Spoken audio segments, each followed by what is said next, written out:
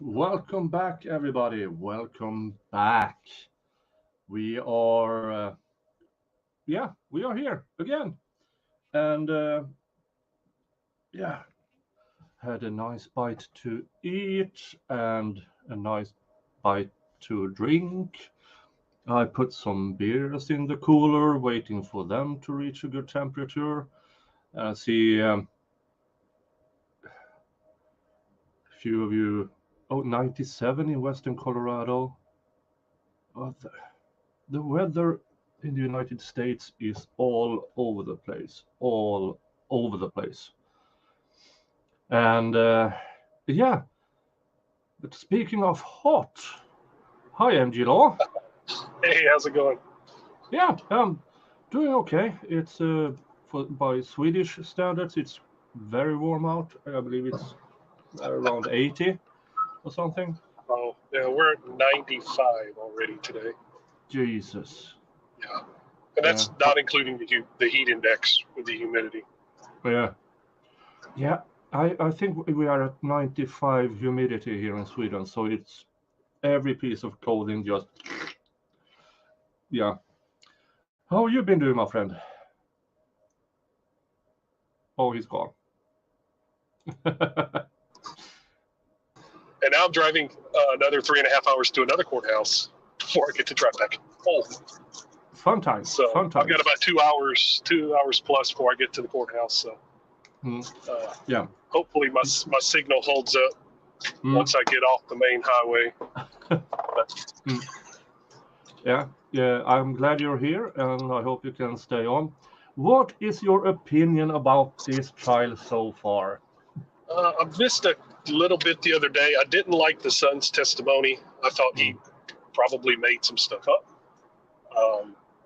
The mom that's on now, I don't know how much she actually remembers because the prosecutor is reading everything or telling the whole story through her questions.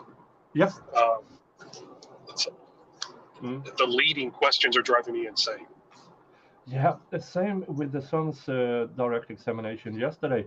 But then I got why, because they impeached him on every syllable. I mean, and I would imagine something of that sort is going to happen with the mom once they reach cross-examination. I think so too.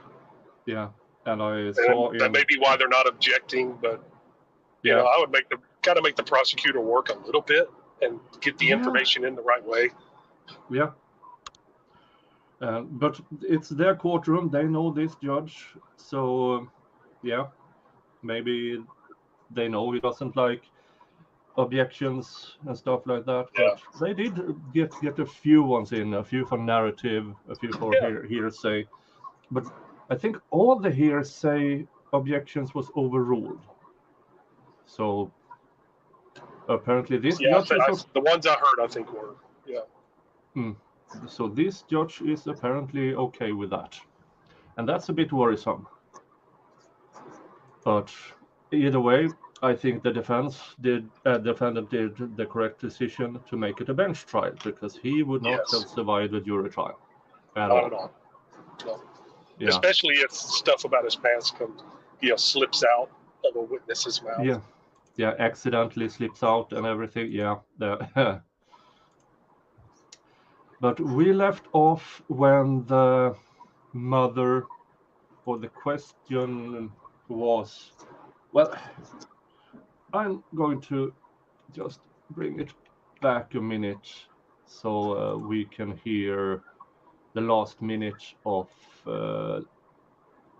what we ended off with and see where we go from there.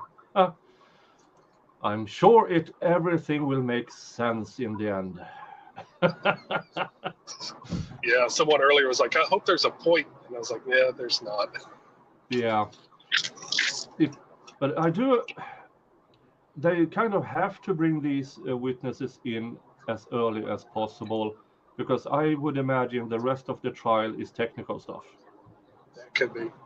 Yeah. Please, Judge, don't remember how shit our witnesses were. Yes. Mm. But let's start here and see where we go from here. Inquired about whether or not you could provide information about the clothing or footwear that Breasia was wearing. Do you recall that testimony? I do recall. Okay. And then focusing on the footwear, initially, what kind of footwear was in play? Meaning, what was the different descriptors of footwear that you provided that she could have potentially been wearing? Pink flip-flops, a pair of white flip-flops, and a pair of slide. They were white. They were white slides. It had aqua blue trimming around the top strap, the top Velcro strap piece, and at the bottom of her the slide piece was a cushion little aqua little blue slide. In the later part of July 10th, after dark, did any detectives respond out to the area of your mother's residence to show you a photograph that had been taken of an item found there in the area of Credit Island? Yeah. This is an item of that island that has nothing to do with this case. We already know that. Why are they focusing on this? Look how much we investigated. Yeah. That was crap. Yeah. And we are up to half of the audience we had when we left off. And I linked the stream on Twitter. If you all have social media, please share it so the people from half an hour ago doesn't miss anything. Would you please? You in chat? And I have my regulars here and a few others. Thank you for returning. Hopefully we can reach the same audience as we did before we had a snack. But now let's see what this particular item was. Yes. What was that? A picture of one of the flip-flops that I was shown to see if it might have been hers. And in the midst of them on their way coming out there, I kind of, lost it a little bit because I'm like, oh my God, a shoe. And they bought it out there. And I was kind of relieved a little bit because it wasn't hers. Okay. At that point, did you have an emotional breakdown in front of the officers? I did. Okay. Your Honor, may the record reflect that I'm showing counsel what's been marked as States Exhibit 3-139 and 3-140 that was previously introduced through the testimony of civilian crime scene technician Jill Foster. Yeah, evidence that has nothing to do with this case. May I approach, Your Honor? You may. I'm handing you States Exhibits 3-139 and 3-140 that was previously introduced as exhibits.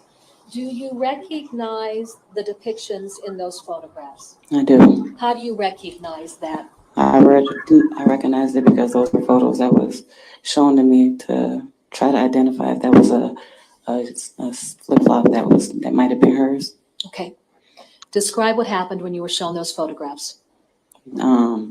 They had told me and it wasn't hers, and they had walked off, and it was already dark time, and I just fell out because I'm like, dang, I can't go in. We can't stop looking for her. She's still out there. I can't go in. And I just fell out. Okay.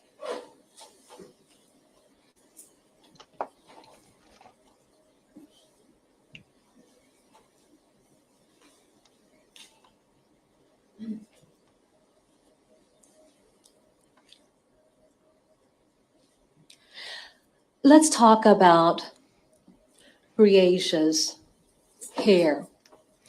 Around the time period of July 9th and July 10th, how had she been wearing her hair? She had some locks in her hair, and my cousin had just put some like cute little pretty shells on it. Okay. Did you tell law enforcement about the little seashells that had been interwoven into the locks of her hair?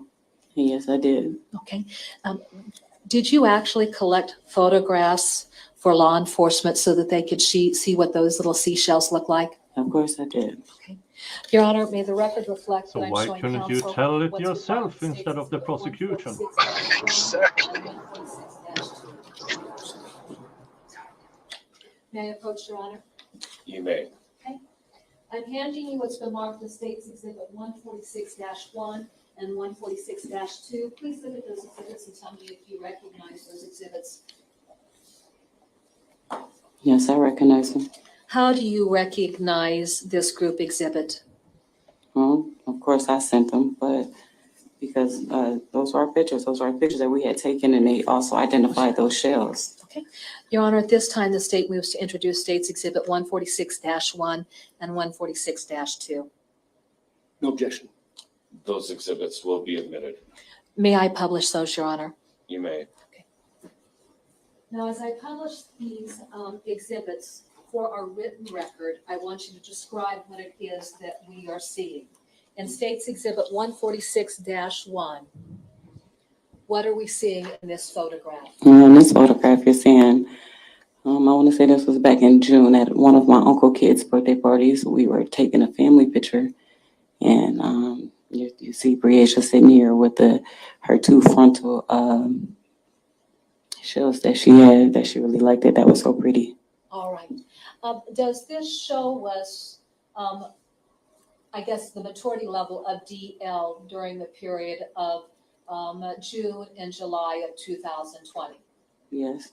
Has he grown quite a bit since this photograph? Yes, he has. All right. And within that photo, does that include you and then your older child, CS? Yes. And then going to State's Exhibit 146.2, describe what we have in State's Exhibit 146.2. Doxing with name and pictures and everything. Good job. Well, here is just a picture that was taken between me and Breasia. They were doing something on Facebook with mommy duties photos, and we had taken this picture, and that was also to show that shell right below her little cheek down there. Did she have these shells in her hair when she would have gone with Mr. Dinkins on July 9th to spend time with her brother over at the Dinkins Culberson apartment? Yes. Sorry, something Let's talk stuck in my about teeth. I need to get rid of. and And you how don't want to see she that. felt about her little hairstyle and going out in inclement weather. Describe that for us. Well, she wasn't the type of little girl that would like to get her hair wet at all. It curled up. She didn't like that. So, I always, had it, restrained or something. She doesn't do the hair wet. She doesn't like storms. So, Okay. Given the stormy conditions of July 9th of 2020, is that another factor that weighs into whether or not Breasia would just simply walk out of an apartment? yes. Okay. Is Breasia the type of child who would simply leave an apartment in the middle of the night? No. Would she be the type of child that would leave an apartment in the middle of the night, particularly recognizing that there had been pretty inclement weather conditions during the evening of July 9th of 2020? No, she wouldn't have. Okay. I want to move forward to March 22nd of 2021. Did you become aware of 3 gentlemen in the Clinton area who had gone fishing and found human remains? Yes. How did you find out about that? I got a call from Piper at like 7:33 that evening, and I never forget because it was a call that was just a call that I was waiting on. But he had called me and told me that he think that they had a break, and that he was heading out there, and I had knots in my stomach, and I'm like, oh, so what am I supposed to do? And because he had said that some remains were found or whatever, and I'm like, oh, okay. So I sat by the phone and I tried to wait and I drove out there the next day. All right. When you drove out on March 23rd, do you know what time of day you would have gone out to that location? It would have been a morning time, so someone had pinged the location maybe around like 7, 8 that morning. I might have left at about 9 because I remember the tourist had to go off to school, and I wanted to make sure he went to school first before I had left to figure out what was going on. All right. When you got out to the location, was there law enforcement out there? Yes. How significant was the concentration of law enforcement officers? I don't understand that question, I'm sorry. Yeah. If you were to describe the number of police officers out in the area, how would you describe that? It was so many, everybody was everywhere, that, that whole area blocked off. And I was trying to talk to the sheriff that was blocking the front entrance off, because I was trying to get through the front entrance. And I was like, well, where's Piper? Where's Piper? And he sent me down to some lighthouse, and I had to go to a lighthouse. And I was sitting in there and I was still crying, because it was just the feelings that I had got when I was out there. All right. Describe the feeling that you had when you got out there. Blonde, Hell, ready. it was a feeling that people told me from the beginning that I would feel it if I knew she was out there. It was like a snug on my heart, like, oh, you found me. That's what it was like. And then with you being out in the area, describe what developed. I stood out in the field. Okay. Did officers share anything with you about something associated with the remains that would be a unique identifier for Breasia? The shell in her hair. All right. Were you shown the shells? Yes, I believe so, yes. All right. Did law enforcement locate clothing out there and any type of shoes? I was shown a shoe, and I was like, oh, that was a shoe. That was a shoe. I kept explaining. That was a shoe. I was trying to say that was missing. Okay. Your Honor, may the record reflect that I'm showing the witness what's been marked as State's Exhibit 4-40.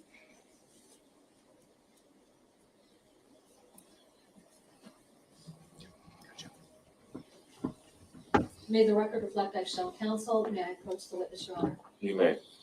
I'm handing you what's been marked as State's Exhibit 4-40. Do you recognize State's Exhibit 4-40? I do. How do you recognize State's Exhibit 4-40? I recognize it because it's my baby shoe. She had asked for it. I tried to describe this from the beginning. Hell, even till now. Your Honor, the State will move to introduce that exhibit. May we publish it? No objection. Exhibit will be admitted. And is it subject to publication, Your Honor? Excuse me. Can we publish it? You may.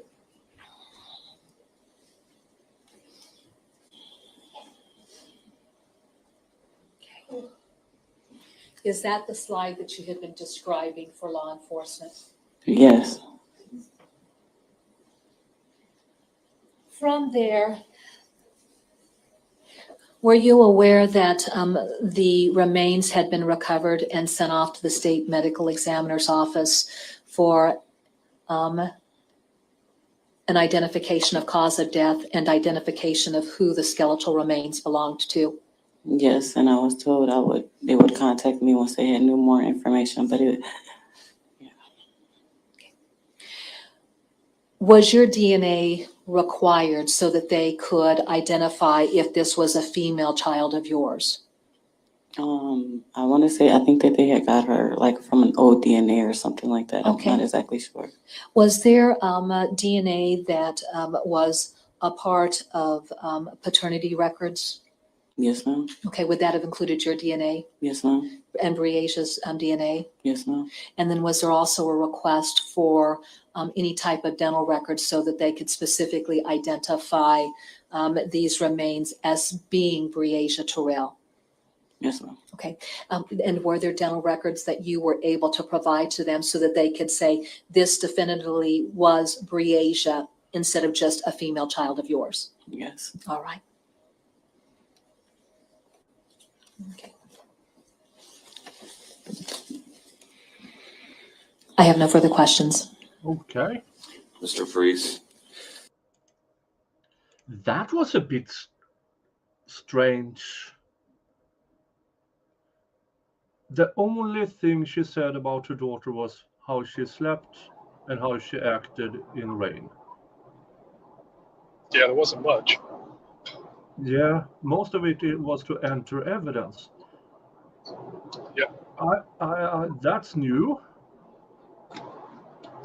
Well, I mean, the prosecutor got all the storytelling in with her questions, so Yeah, she didn't have to answer a whole lot. yeah, I agree. And maybe this is a part of the prosecution strategy is crap, our witnesses are not credible. We have to have them say as absolutely little as possible. Because instead of, what information or records did you provide to the investigators, like dental records, things like that. She just has this long narrative question. Did you do this and this and this? It's like suggesting new answer. It's just nails on a chalkboard. Yeah. But we are now entering into cross-examination. I don't know how interesting it will be, but it can't be more dull than it has been.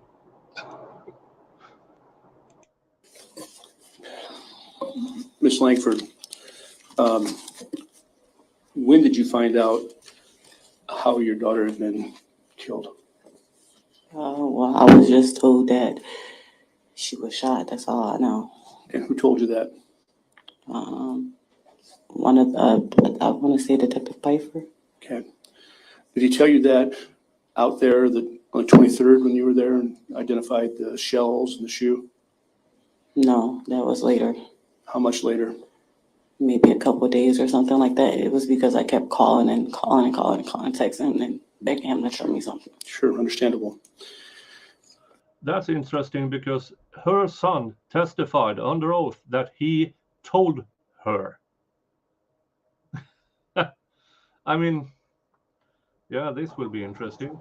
Yeah, she's contradicted quite a bit of what the son said. Yeah. After Detective Pfeiffer shared that with you, did you share it with anyone else before Mr. Dinkins was charged? No, I didn't, because he told me that I had to keep that to myself. Okay. When you talked to Detective Pfeiffer, was that on the telephone? I talked the day of, like when I was heading out there. No, I'm sorry. When he told you how Breasia was killed. He had actually he had came to the house, and if I recall, he had came to the house and was telling me, it's Breasia and that type of stuff. Okay. Where was Detorius during this? Detorius he was in the back room with the door shut. At this point in time, when Detective Pfeiffer comes to your home and tells you how Breasia had met her demise, that she'd been shot, had Detorius shared with you that he had been present when she died? Or did that come after? That came, I want to say it came after, but I'm not exactly sure. Okay. So Detorius at some point told you that he was present for Breasia's homicide, right? At one point, yes. He told you that he was present, that Henry Dinkins shot his sister, right? Yes, that's what he said. He said he was taken to a remote area along with Breasia and Andrea Culberson, right? Right. And that he was... Yeah, and remember, the investigators and prosecution has cleared Andrea for everything. She had nothing to do with this. in the car, and the other three left the car, right? Right. And that somehow he knew that he heard a gunshot and that Breasia was shot, right? I don't recall that exactly, but Did he also tell you that he heard a second shot and Mr. Dinkins pulled the trigger? no, I don't recall that. Okay. Did you share that with Detective Pfeiffer? I may have texted his phone about some things, yes. Well, did you share those specific facts with Detective Pfeiffer? I'm not exactly sure. I don't recall that. Okay. Well, if Detective Pfeiffer has a recollection on that, can we trust his recollection? Of course you can. Okay. Now, the morning, strike that, the afternoon of July 10th, that's the day that Breasia is reported missing, right? No, I made that call that morning. Okay, so July 10th, we can agree is the date that Breasia went missing. Yes. And you were at the police station that afternoon. We can agree on that, right? Yes, we can. And that afternoon is when you and DL went for a car ride with the detectives, right? Right. On that date, DL never indicated that he was present for any shooting, right? No, he was just trying to show us the areas that they had taken that was familiar with him. Did he indicate to anyone in that car that day that he saw a bloody machete? No, I don't know. Did he indicate to anyone that day that he saw a bloody machete getting sprayed off with bleach? Nope, I don't recall that either. Has he ever said that to you? No, not that I recall. Have you talked to your son about this? I spoke to him a couple times, but I was told by the law enforcement to not question him because that was their job. When you were with him in that car ride on July 10th, did he speak at all about being somewhere with Henry Dinkins and Henry Dinkins pouring bleach along the side of a road in some bushes? I'm not exactly sure the situation with the bleach exactly. I don't recall that. Okay. Have you ever heard of him saying to you that Henry Dinkins had stopped somewhere and poured bleach in some bushes? No, he said that he had pulled over to use the bathroom or something. Okay. But if I told you that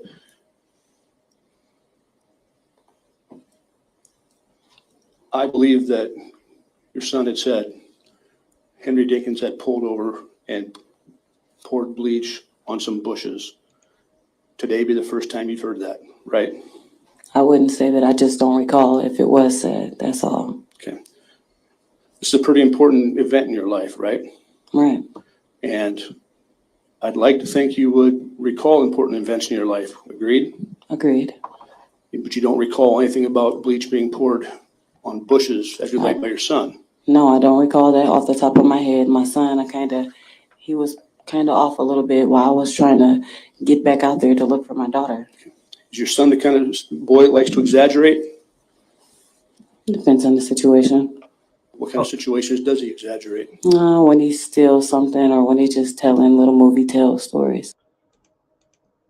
When he steals something? Wow. Okay.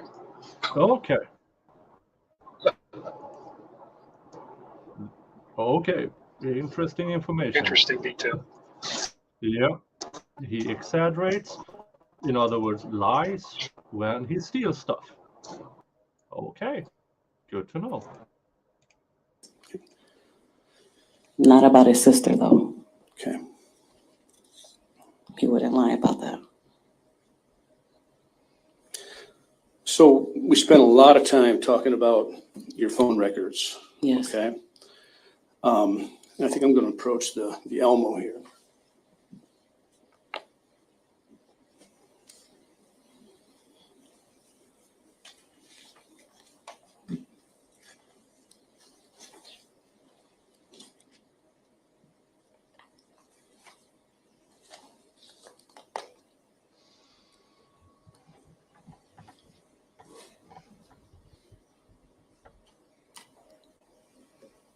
I'm showing you now. Okay. You see it there? Yes, I see it. This is State Exhibit 7-6. Now that is a text conversation with Mr. Dinkins, right? Right. And if I recall correctly, Mr. Dinkins texted you at 8:08 a.m., according to the records, and said, "Call me." You see that? Yes, I do. Does that comport with your recollection? Yes. Yes. And then you responded, "Just call me. I'm not about to play telephone," right? Yes, as I said earlier. Okay. Then at 9:35, you text him a picture of Breasia holding a couple puppies. Yes, I did. Why? I sent that because when I got on the phone with Mr. Dinkins said that he was downtown and he had needed a picture of Breasia. I'm sorry, say it again. Mr. Dinkins had told me that he had needed a photo when I was able to get on the phone with him on one of our calls. He had told me that he had needed a picture of Breasia, What call? or whatever. There So I were, had sent wait a minute, that hold picture. on, hold on. During chat, MG, remind me here. There was a gap in her phone records, wasn't it? So when did this call she's describing take place? Because maybe he's mentioning his call to the police, that maybe they asked for a photo. But I'm not sure about. Because she's describing a phone conversation, but I recall there was a huge gap in communications between the two of them. I mean, there's about an hour plus difference there. I mean, the original texts were like 8 o'clock, and then this was at 9 something. Yeah. I don't know how big the gap was. Yeah. And I remember questions to the lead detective about these photos, why they chose to take photos, and was anything removed or deleted or anything from her phone records, and according to him, not to his knowledge. So what is this call she's referring to? This is interesting. The defense is up to something here. Because that was her most recent picture that she had with the dogs. Okay, so in one of the phone calls then, he asked for a photo of Breasia. Yeah, because he stated that he was downtown. Mm-hmm. Okay, because if you look down below there, at 11:07, you say, "Where are you?" Yes. And then he responds, "I'm downtown," right? Right. So before that statement where he says, "I'm downtown," he told you he was downtown before. Is that what your testimony is? No, my testimony is I sent the photo because Mr. Dinkins asked me to send it because he was downtown trying to make a report or something like that, and he needed a photo of her, and that's when I sent it. And then when I asked him where he was, that's because he had then left the area, and we were all looking for him, and I was calling him and calling him and calling him, and he wasn't answering. So I asked him, like, "Where are you?" That's a bit contradictory. It's just not making any sense. No. I mean, he asked her at 9 something for a photo because he was downtown, but then she won't say, yeah, he said he was downtown at that. Yeah. I don't get it. She jumbled up the timeline. Yeah. Showing you next what's been admitted as State's Exhibit 7-8. Can you see that okay? Oh, yes, I can see it.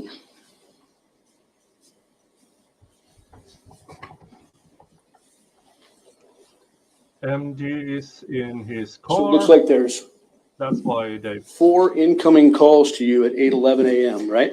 You see that? Yes. From Notorious Daddy, right? Yes. So would you agree with me that Notorious Daddy, that's Mr. Dinkins, first of all, right? Mm-hmm. Yes. He called you 4 times, ending at 8:11 a.m., right? Yes. Then you called somebody named Medea, My mom. okay? And then you called Mr. Dinkins at 8:15. Yes. And then you called Bestie Nene. Nene, that was a friend at the time. Nene, I called her. Also, someone that we had needed out there as people that was passing her picture around in the area. Okay, well, at this point, you haven't even called the police yet, have you? No, because I had reacted to Mr. Dinkins was nowhere to be found, and I needed my family to come here. And I called my uncle. Who's your uncle? Uncle Earl? Yes, that's Uncle Earl. Okay. And I got on the phone with him, and I was telling him that Dinkins said that he was downtown making a police report. And he said, "Don't believe that." He said, "Call that shit in," is what he said. Sorry. Okay. He told me to call it in, and that's when that call was made to the police. Okay, so this all happened in 10 minutes. I see the first call from Notorious Daddy at 8:11, and Uncle Earl at 8:19. That's 8 minutes, right? Yes, a lot of things can happen fast when your child missing. Okay. It took Uncle Earl for you to make a phone call to the police, right? I'm sorry. It took Uncle Earl for you to make a call to the police, right? Well, I tried to trust Mr. Dinkins' word that he was actually looking for my daughter and actually downtown at the police department.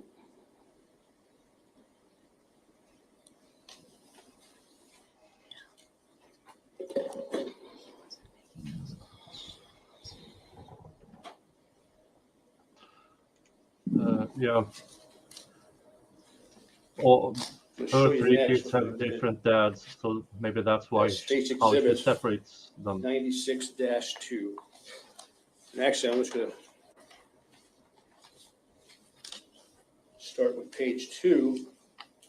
If you just see the top here, you see the very top here where I'm gonna point right here. The first text when Mr. Dinkins had told me to text him that morning, call me. What time is that? That time is 8:08 a.m.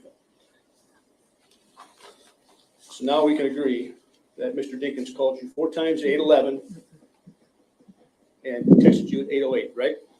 We can agree that I called Dinkins quite a bit of times, and he wasn't answering several times. Well, neither did you. Can you see the first page of Exhibit 96-2 fairly well? It's a little blurry over here, but I see it. I could bring you a copy. That'll work.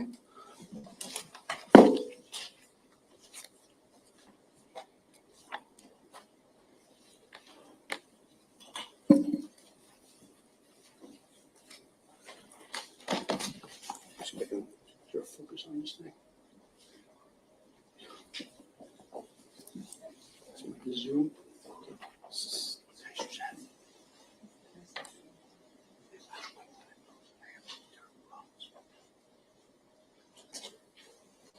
I'll just show you the actual exhibit for its indulgence. Thank you.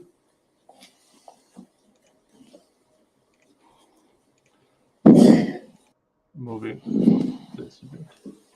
Now, before we go into that, though, you met with a police officer and Henry Dinkins before 9 a.m. at the apartment of Andrea Culberson and Henry Dinkins, right? Right. So 8:08, he calls you or texts you. 8:11, he calls you several times. 8:20 something, you call police. At 8:54, Mr. Dinkins is with you at the apartment complex making the report with you, right? Mr. Dinkins didn't call me 4 times. I called Mr. Dinkins because I was trying to get Dinkins on the phone. That's the confusion part. I'm sorry. Yeah. This is strange. It's very But in any event, confusing. Yeah, it's very confusing because the defense is now claiming that he called her 4 times. Is that as well, or is it actually him calling her 4 times, not the other way around?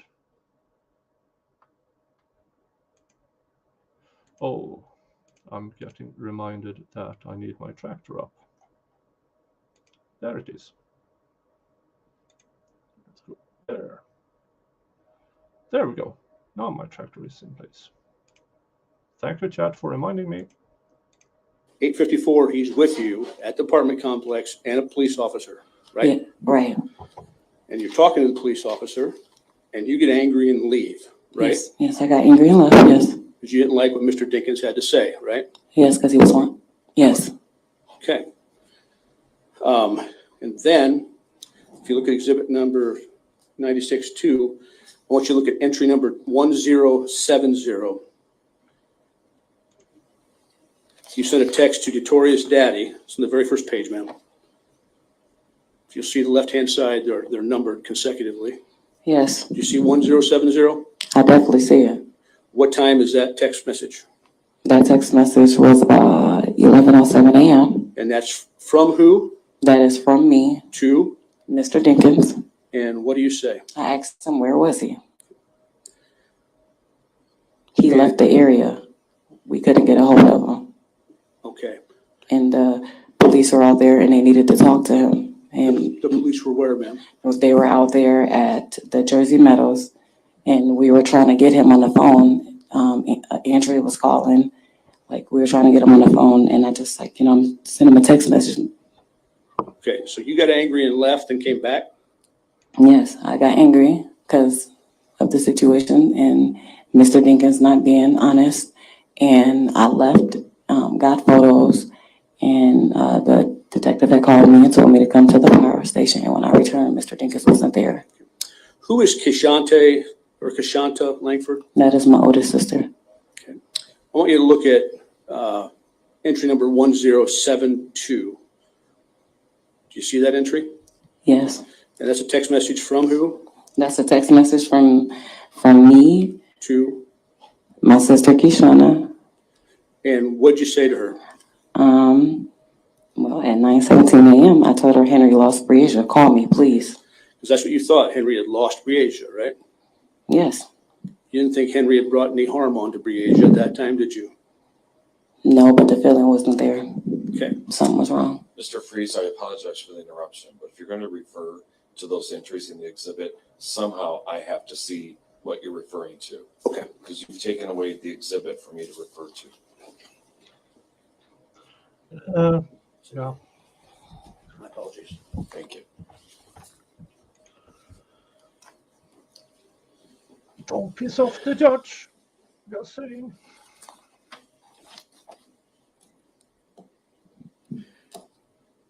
After you texted Mr. Dinkins at 11:07, he responded back at 12:03, entry number 1067. Do you see that? No.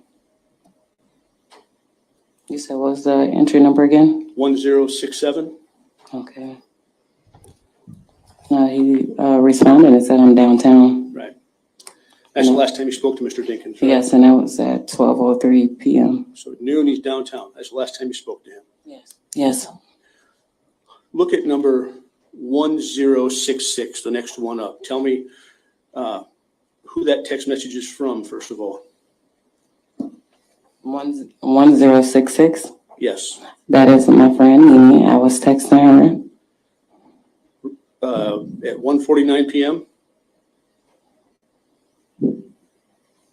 Yes, 1:49 p.m. Read, if you would, Of course. what you said to your friend Nini. Yes, I said, how am I supposed to feel when everything keeps happening to me? I can't take this at all, Nini. I'm hurt so bad to another core. I'm getting all my kids' phones in a week or so, and I'm changing my ways as they mommy. I'm so scared. I'm changing. Okay, I'm changing my ways. What is going? Oh, the defense is up to something. My ways. What do you mean by that? Changing my ways as to allowing them to just go anywhere, because when Breasia went missing, it made no sense. Okay, it made no sense. What do you mean by that? It made no sense because she's been plenty of places and she's always came home. Okay. Well, if you go up to the very first entry, it's 1081. Do you see the very top one? On the first page, the Very first page. 1061. 1061. Yes, it is. I'm sorry. Okay. Who's that from? That is, I think for me, maybe. Let me see. It might have been sent for me. I think it was sent for me. Yes, I was texting my friend Nini at 1:58 p.m. You want me to read the message? I do. All right. It says, I said, why me? I can't stomach anything else. And then there's Bree. I need to work on being a better mommy. My kids will never go anywhere else again. So there you say, in that text, you need to work on being a better mommy. Yeah. Right? Yes. What do you mean by that? Because I was focusing on work, and had I been paying attention, if I would have been paying attention, seeing if, Mr. Dinkins was in his right state of mind, maybe none of this would have happened. And yeah. You have reason to believe that Mr. Dinkins was not in his right state of mind? Something, because she was missing. You trust your mom, right? My mom? Yes. Yes, I do. And your mom met with Mr. Dinkins on July 9th, right?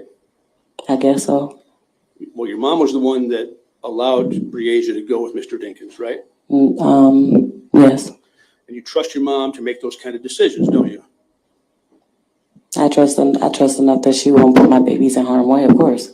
So when Breasia was allowed to go with Mr. Dinkins that day, we can safely assume that she thought Breasia was going to be safe, right? Right. And Breasia was always safe before with Mr. Dinkins, right? Yes. And Breasia enjoyed going with Mr. Dinkins, right? I mean, she didn't really go like that, I guess. So when she did go around him, she was okay. And there was a year or so where he helped you raise Breasia. No, he never helped. He was around. My sister and her husband had her a lot of the times. Okay. So your sister and her husband had Breasia. Had Breasia majority of the time, yes. You didn't? Not necessarily. I was going through a lot. Okay. Like with housing, keeping a job and things like that. Okay.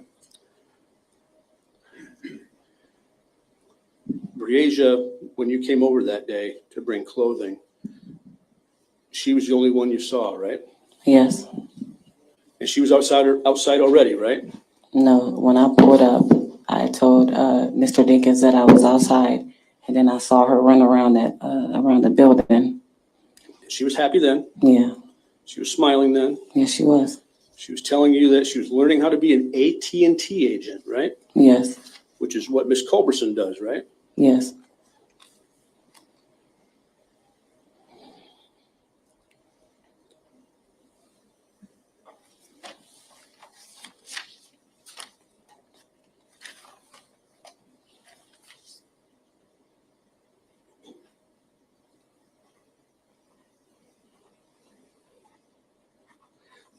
On direct examination, when you were asked about the relationship that Breasia had with Mr. Dinkins, you testified, and I'm quoting, Breasia looked up to him.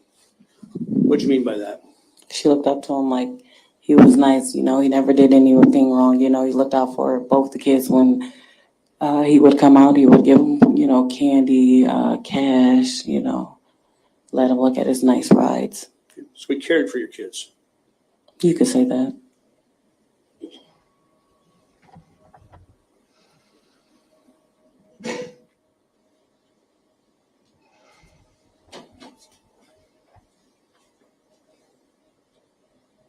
The pictures you were shown of Mr. Dinkins, the white shirt and the gold shoes, those pictures fairly and accurately depict the way he looked when you saw him on July 10th.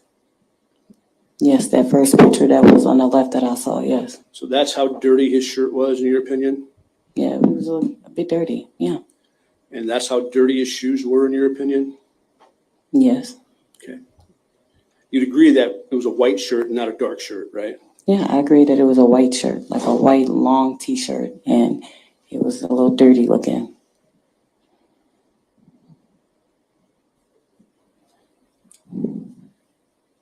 You ever heard Notorious indicate that Mr. Dinkins was down at Credit Island fishing He had said that early on, yes, I believe. with 6 other people around? Yeah, he had said that he had went fishing and he had met some people downtown or down at the Credit Island.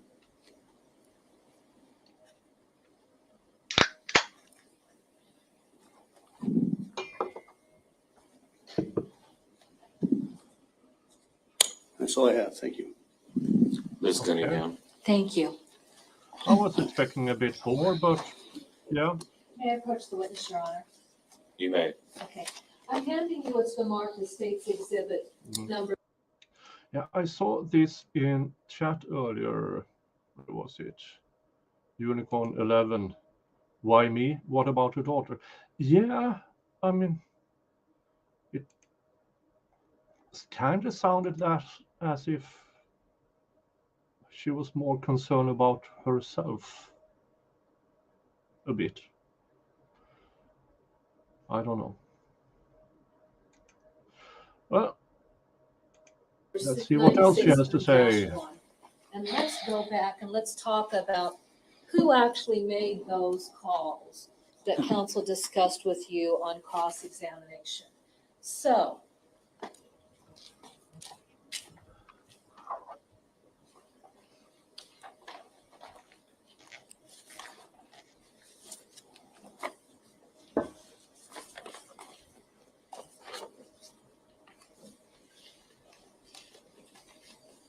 please go to the 4th page.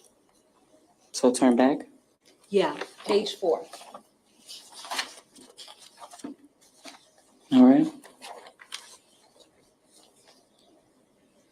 Going to the bottom of that exhibit.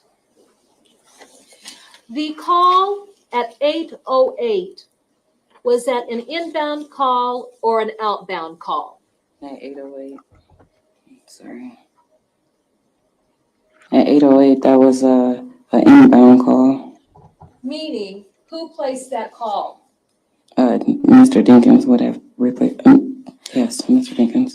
Then at 8:11, was that an inbound call or an outbound call? You said at 8:11. At 8:11. Are we looking at the same one?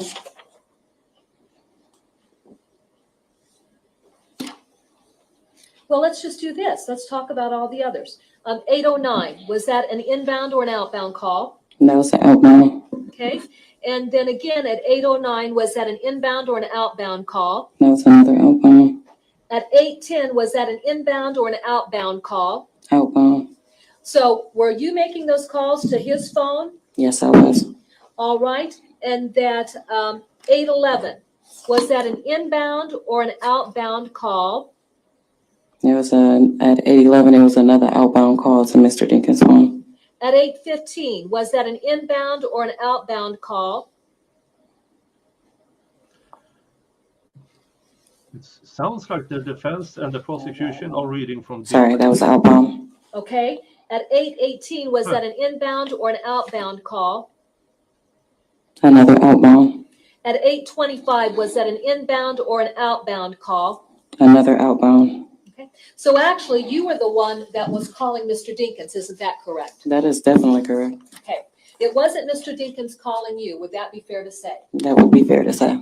And then you were left with the impression that he had already called the Davenport Police Department to report Breasia missing. Yes, because that's what he said he was doing. And at 8:29, when you spoke with Mona Varelli, is that when you discovered that he actually had never placed a report of Breasia missing? Correct. Okay, now let's go to the moment in time where you have followed Mr. Dinkins to the Jersey Meadow Apartments, and you've met with the patrol officer. Does the name of Officer Burkle sound familiar? I think it was the gentleman at the scene the first time I met with him, I think. Okay. Was that the officer that was on scene when you got out there to the Jersey Meadow Apartments? I can't recall his name, but it might have been. I'm not sure. That's all right. When you were out there, you described having a conversation with this officer, correct? Correct. And then you described Henry joining in the conversation. Yes, like I just woke up Okay. and she wasn't there. I looked everywhere. And you really had some issues with what it is that he was saying. Isn't that correct? I did. Okay. Is that what prompted you to leave and go back to your house because you're so angry about what it is that he's saying and you're not buying into it? Yes, and I'm like, it's my daughter. I need to, hurry up, and I need to get out here on feet and figure out where she is. Okay. At that point in time, did you return to the house to get the photographs? Yes, ma'am.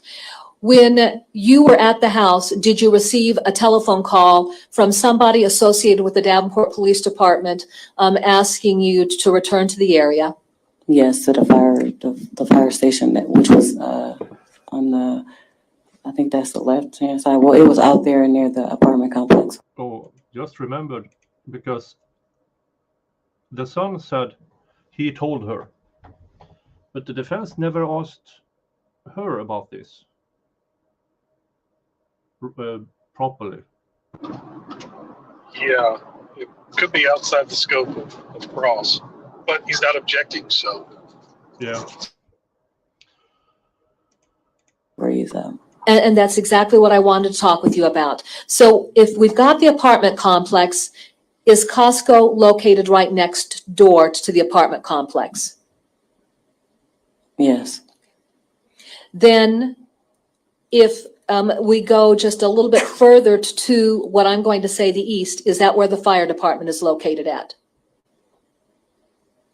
I believe so. Okay, very simply, the fire station that you are describing, responding to, was that within the same general vicinity? Yes. But this wasn't in Cross. But then again, they don't object. Because this would be outside of the scope of Cross. Huh. All right. When you responded to the fire station, describe the interaction that occurred between yourself and an officer or officers there at the fire station. I don't recall the exact thing that we did in particular. I just know that when I met up with him, I told him like I had pictures and that family was coming out here to help us. So then we were able to get out here and try to find her. And he told me that there were people coming out to search the apartment and help patrol the area and look around. When you were out there, was Henry Dinkins anywhere around the apartment complex? When I first got out there, that's like when I came back. Yeah, when you came back. No, Mr. Dinkins wasn't there.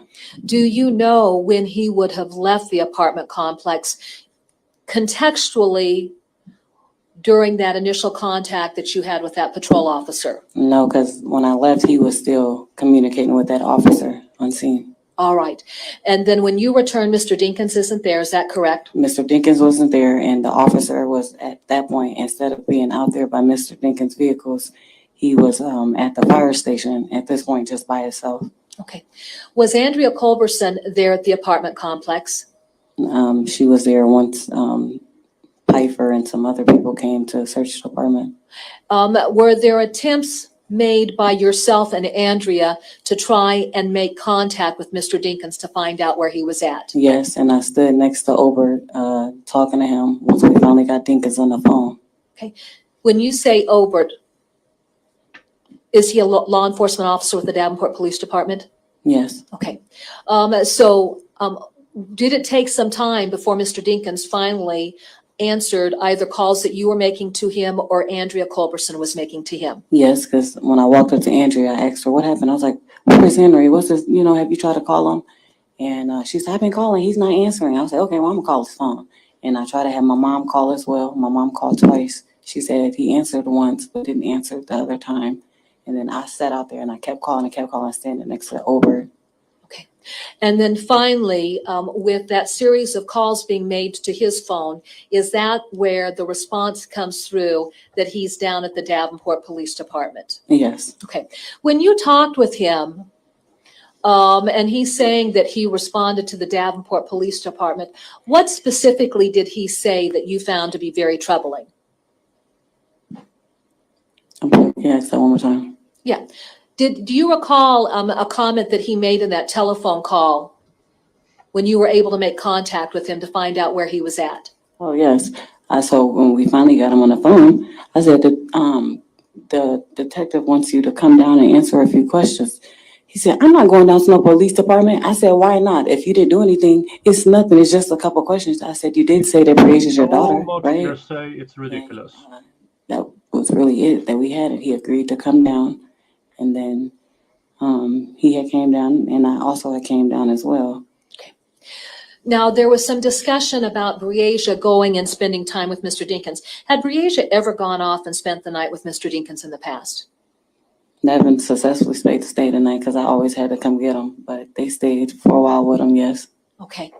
And when you say that Breasia had spent the night with Mr. Dinkins in the past, was that something that was a frequent thing, or was that something that happened on a rare occasion? It was like not really even rare. It was trying to get Henry and his wife at the time, used to him so he would know his siblings and that end, and she would definitely tag along. Where there's Dink, there's Bree. Okay. During that period of time, then, would Bree have been with her brother staying in a house where Mr. Dinkins lived with the lady that he was married to at the time? Yes, it was right behind my mom's apartment at the time. Did you feel comfortable with that scenario? Yes, because I can walk behind and I was able to be in reach, if anything, because Detorius was still young. Okay, let's just discuss Breasia's development. In terms of her physical development at 10, had she started to physically develop? Like body-wise? Yeah. Sustain. Okay. Yeah, they are trying to get in prior acts this way. Yeah, that's a strange question there. Yeah. You might lose me. I'm on back roads in the middle of Oklahoma, so I might drop out at some point.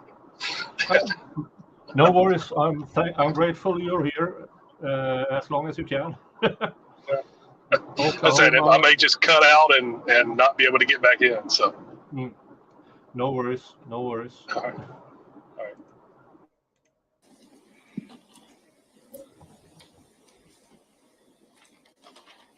Was DL interviewed on more than one occasion by one of the detectives at the Davenport Police Department? Yes. Okay, so on July 10th, was he interviewed at the Davenport Police Department? Yes. And then was he brought back in just a little while later after things had settled down a little bit so that he could be interviewed? Yes. All right.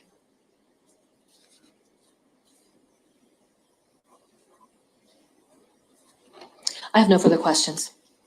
Mr. Freeze, Nothing else. you may step down. Okay, all right.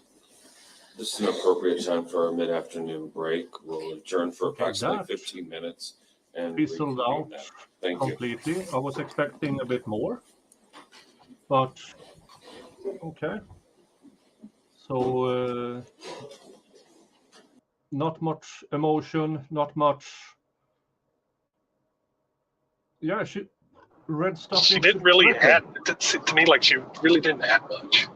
I mean, No. and I don't, I would like to think that if something like this had happened, I would remember a lot more details. Yeah, of things especially that happened. yeah, especially as an adult.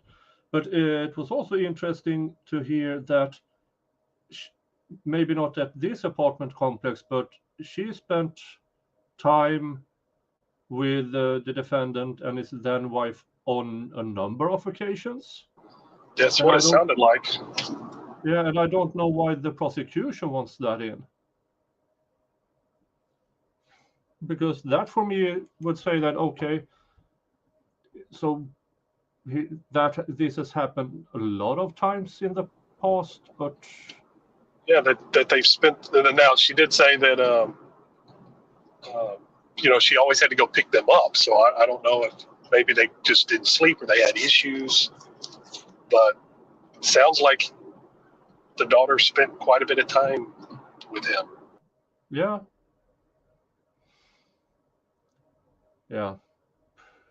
But yeah, that fizzled out. Didn't really amount to much, in my opinion. And I don't know. They may have doxed both of the other kids by now, I think.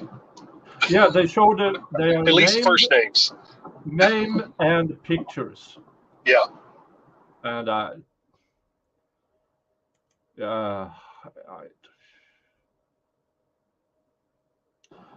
I saw Brandon Lesko in the chat trying to call me a bully. But no, I won fair and square the other night. So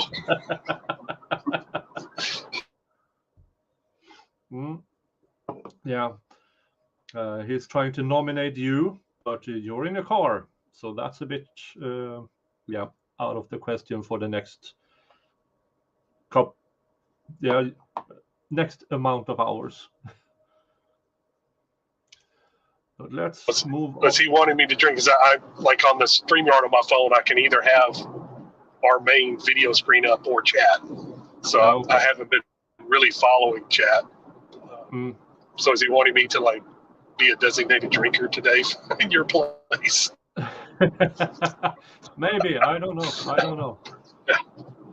Well, he lost the other night, so. but I'm not gonna do that again for a while. All right. but let's see what they're up to after the break.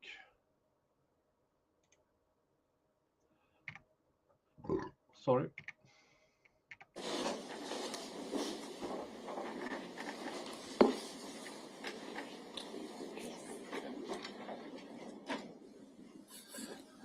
The court has been advised they would like to have the court make a determination as to the status of Aisha Langford and her status as to being recalled as a witness.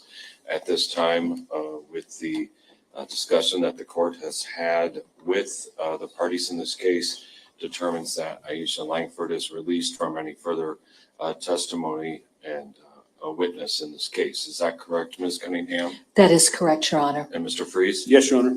Thank you. Okay. Ms. Cunningham, you may proceed. Your Honor, the state calls Andrea Culberson to the stand.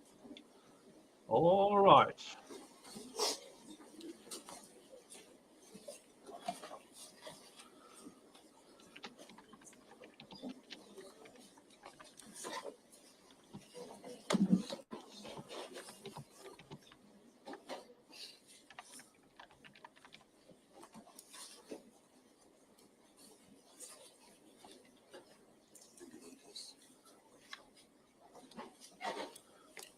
The only thing I know from prior testimony in here is that she stared out the window and may or may not have seen the victim outside of the car, the maroon car. That's about it.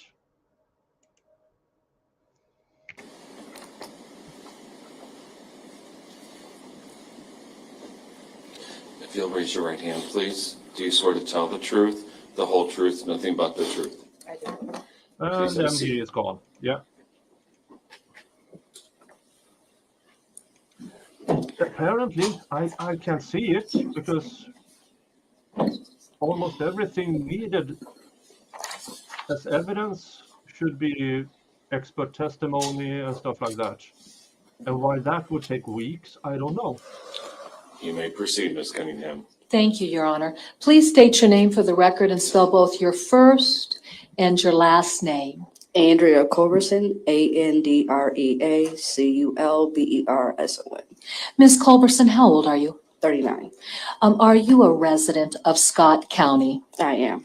What was your address back in July of 2020? 2744 East 53rd Street, apartment 8. I assume that that's an apartment complex? It is. And what was the name of the apartment complex? Jersey Meadows. Could you identify the location of the Jersey Meadow apartment complex relative to businesses there on 53rd so that we've got a perspective? It's right there by Portillo's, AT&T, Walmart. It's right in the business area. All right. And then are you familiar with the business of Costco? I am. Okay. Where is the apartment complex located in reference to Costco? I'll say like right beside it, right behind it. Okay. And do they both lie on the same side of 53rd Street? They do. All right. Are you familiar with a gentleman by the name of Henry Dinkins? I am. How are you familiar with Henry Dinkins? I was his girlfriend at the time. As of July of 2020, how long have you and Mr. Dinkins been in a relationship with one another? 6 years plus. All right.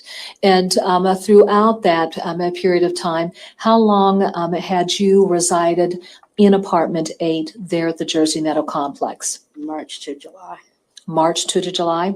Who was living there in the apartment with you? The defendant, Mr. Dinkins. All right. Let's describe the layout of the apartment. Now, apartment 8, what level of an apartment was that? It was an upper level. And then as far as it being an upper level apartment, how would you access the interior of your apartment? You'll have to unlock the door, go up steps. Okay. Were there dedicated steps simply for your apartment once you stepped inside that front door? That is correct. And if you were entering the front door of your apartment, would the stairs lie to the wall on the right or to the left? They're like in between. Okay. After you go up the stairs and you get to the top of the stairs, what essentially would constitute the area off to the left of that staircase? So you went up the steps, it was a kitchen. So it was living room, kitchen, bedroom. Okay. Now, the living room and kitchen, was that essentially kind of an open concept? Kind of, sort of, yeah. All right. And then in order to access the bedroom, if you go up the top of the stairs, when you get to the top of the stairs, do you see a solid wall? Yes. All right.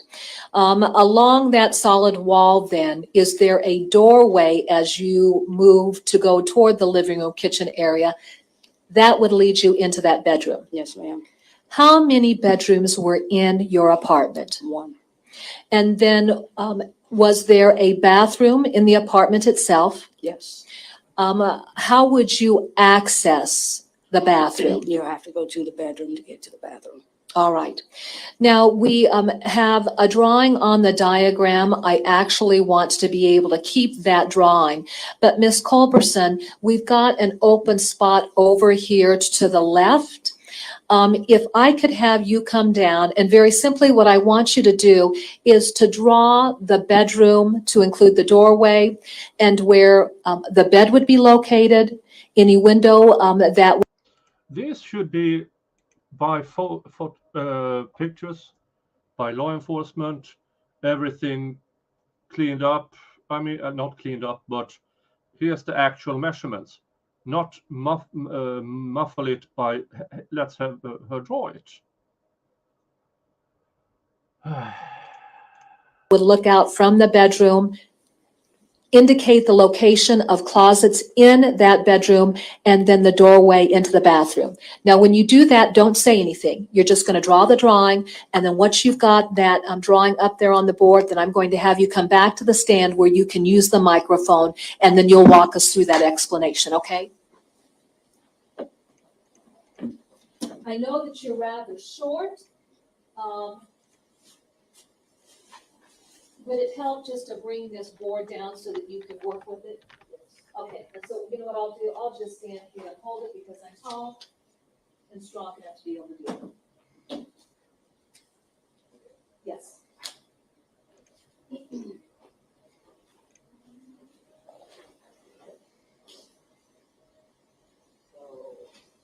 And don't say anything.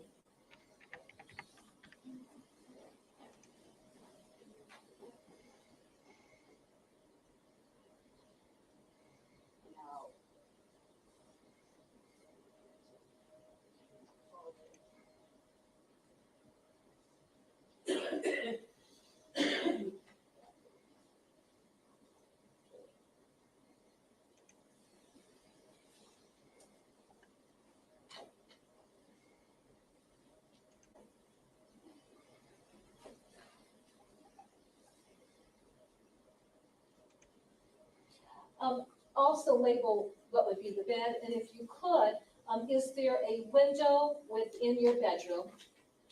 And don't answer, just go ahead and draw that in there. And then within your bedroom, if there is a dedicated area that you use for a specific purpose, can you also put that within the diagram? And then we'll go back to the witness stand and we'll talk about that.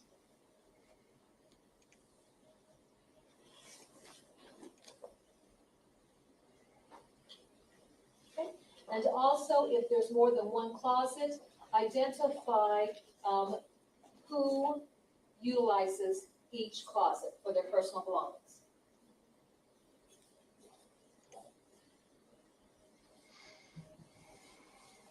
Go ahead and take your seat.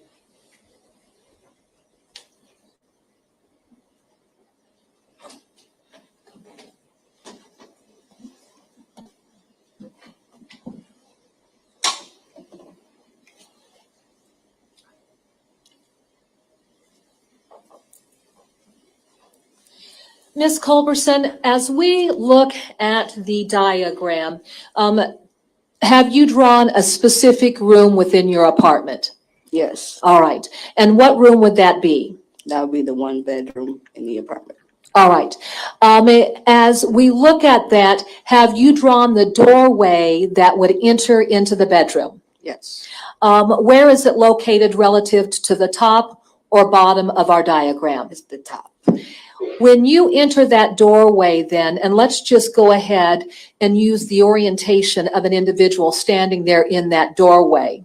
So if an individual is standing in that doorway, off to their left, is there a doorway that leads into a separate room? Yes, it's the bathroom. And then if you were to continue along that wall, just beyond the bathroom, is there another area along that wall? Yes, the closet. Whose closet is that, or was that? That would be mine, the one I was using. Is that where you kept all of your clothing and personal items? Yes, ma'am. Was that closet specifically dedicated to you for your own personal items and clothing? Yes, ma'am. All right. Now, if you're standing there in the door itself and you're looking straight ahead, what article of furniture would you see? A bed. How big was the bed? I believe it was a queen. And did it encompass most of the bedroom itself? Yes. The bed, as far as the head of the bed itself, where would that be located? Along what wall? The window. Okay. Would that be the opposite wall from the doorway? Yes. All right. And just above the bed, was there an ability to be able to look out the bedroom to see something? Yes, ma'am. What was located on that wall where the head of the bed was located? The window. If you were standing there looking out that window, then what would you be able to observe? The whole parking lot in front of the building. All right. Now, let's talk about, again, your orientation there at the door itself. And to the left, if you were to go to the left side, there along that wall, closest to the door, did you have a dedicated area there that I you don't used know. for a specific purpose? I did. What was that? My workstation. We'll talk about that here in a moment.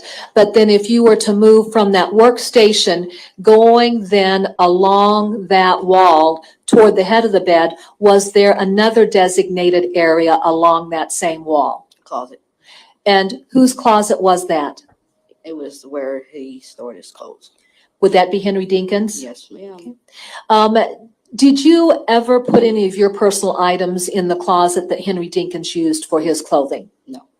What was your practice relative to, I guess, getting into that closet or respecting his privacy relative to the items that he kept in that closet? I'm sorry. What was your practice as far as getting in that closet? No practice. I never went inside of it unless I was asked to. Okay, so then did you respect his privacy relative to what he was storing I did. in his own closet? I did. All right, let me go ahead and take that.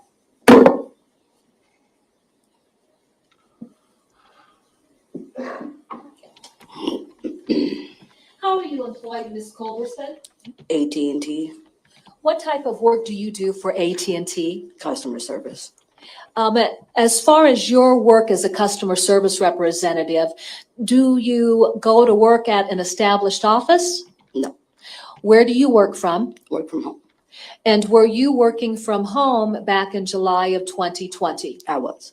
What does your work consist of as a customer service representative? Oh, goodness, a lot. I just basically handle people's accounts, order phones, any regular customer service rep. Okay.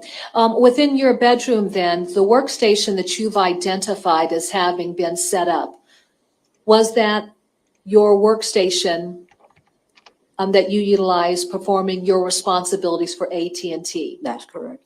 What were your hours of work as a customer service representative for AT&T? At that time, I believe I was working 11 to 8.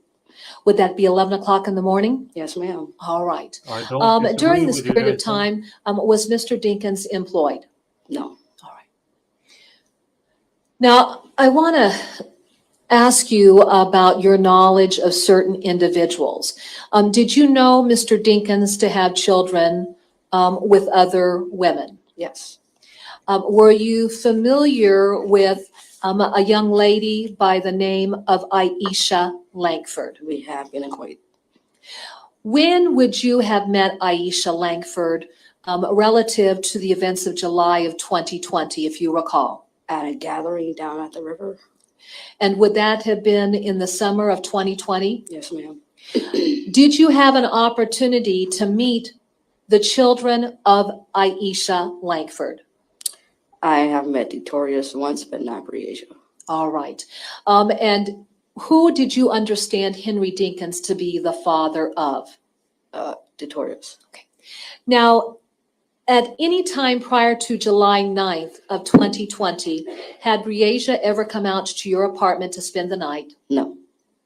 Had DL, and we're referring to the child as DL, had DL ever come out to the apartment to spend the night? No. Directing your attention then to the events of July 8th of 2020, did Mr. Dinkins speak with you about having run into Aisha Langford? Yes. And what did he report to you as far as the contact that they had had on July 8th of 2020? That he was going to spend his time with his son and is going to bring Breasia with him. All right, now were the original plans to bring Breasia or just simply DL? Just DL. Okay. Did that later change as of July 9th of 2020? Yes. On July 9th of 2020, do you recall what day of the week it was? No, I do not. All right. Would it have been a work day though? Yes. With your understanding that DL was going to come to the apartment, normally where would you and Mr. Dinkins sleep? In the bedroom. With the child coming to the apartment, was there some discussion about how you would handle sleeping arrangements? Yes. And what accommodations did you put in place to handle at least one extra individual staying there in the apartment? Me and Mr. Dinkins would stay on the air mattress, and the kids would take the bedroom. Okay. Did you set up some type of air mattress there in the apartment when the children came over? Yes. Where was that air mattress set up at? In my living room. All right. Now, going to July 9th of 2020, when did you learn that Breasia actually was going to be spending the night there at your apartment with her brother DL? I believe it's 24 hours. Okay. Okay. Oh, you thought that she was going to stay for a period of one night? Mm-hmm. But when did you realize that then she actually was going to be coming over? That day. All right. How did you learn that Breasia actually was going to be there to spend the night with her brother DL? Mr. Dinkins asked. I said, that's fine. Sure. Do you recall what time of day that Mr. Dinkins would have returned to the apartment with DL and Breasia? I do not recall, but I was at work. You were working? Yes. When Mr.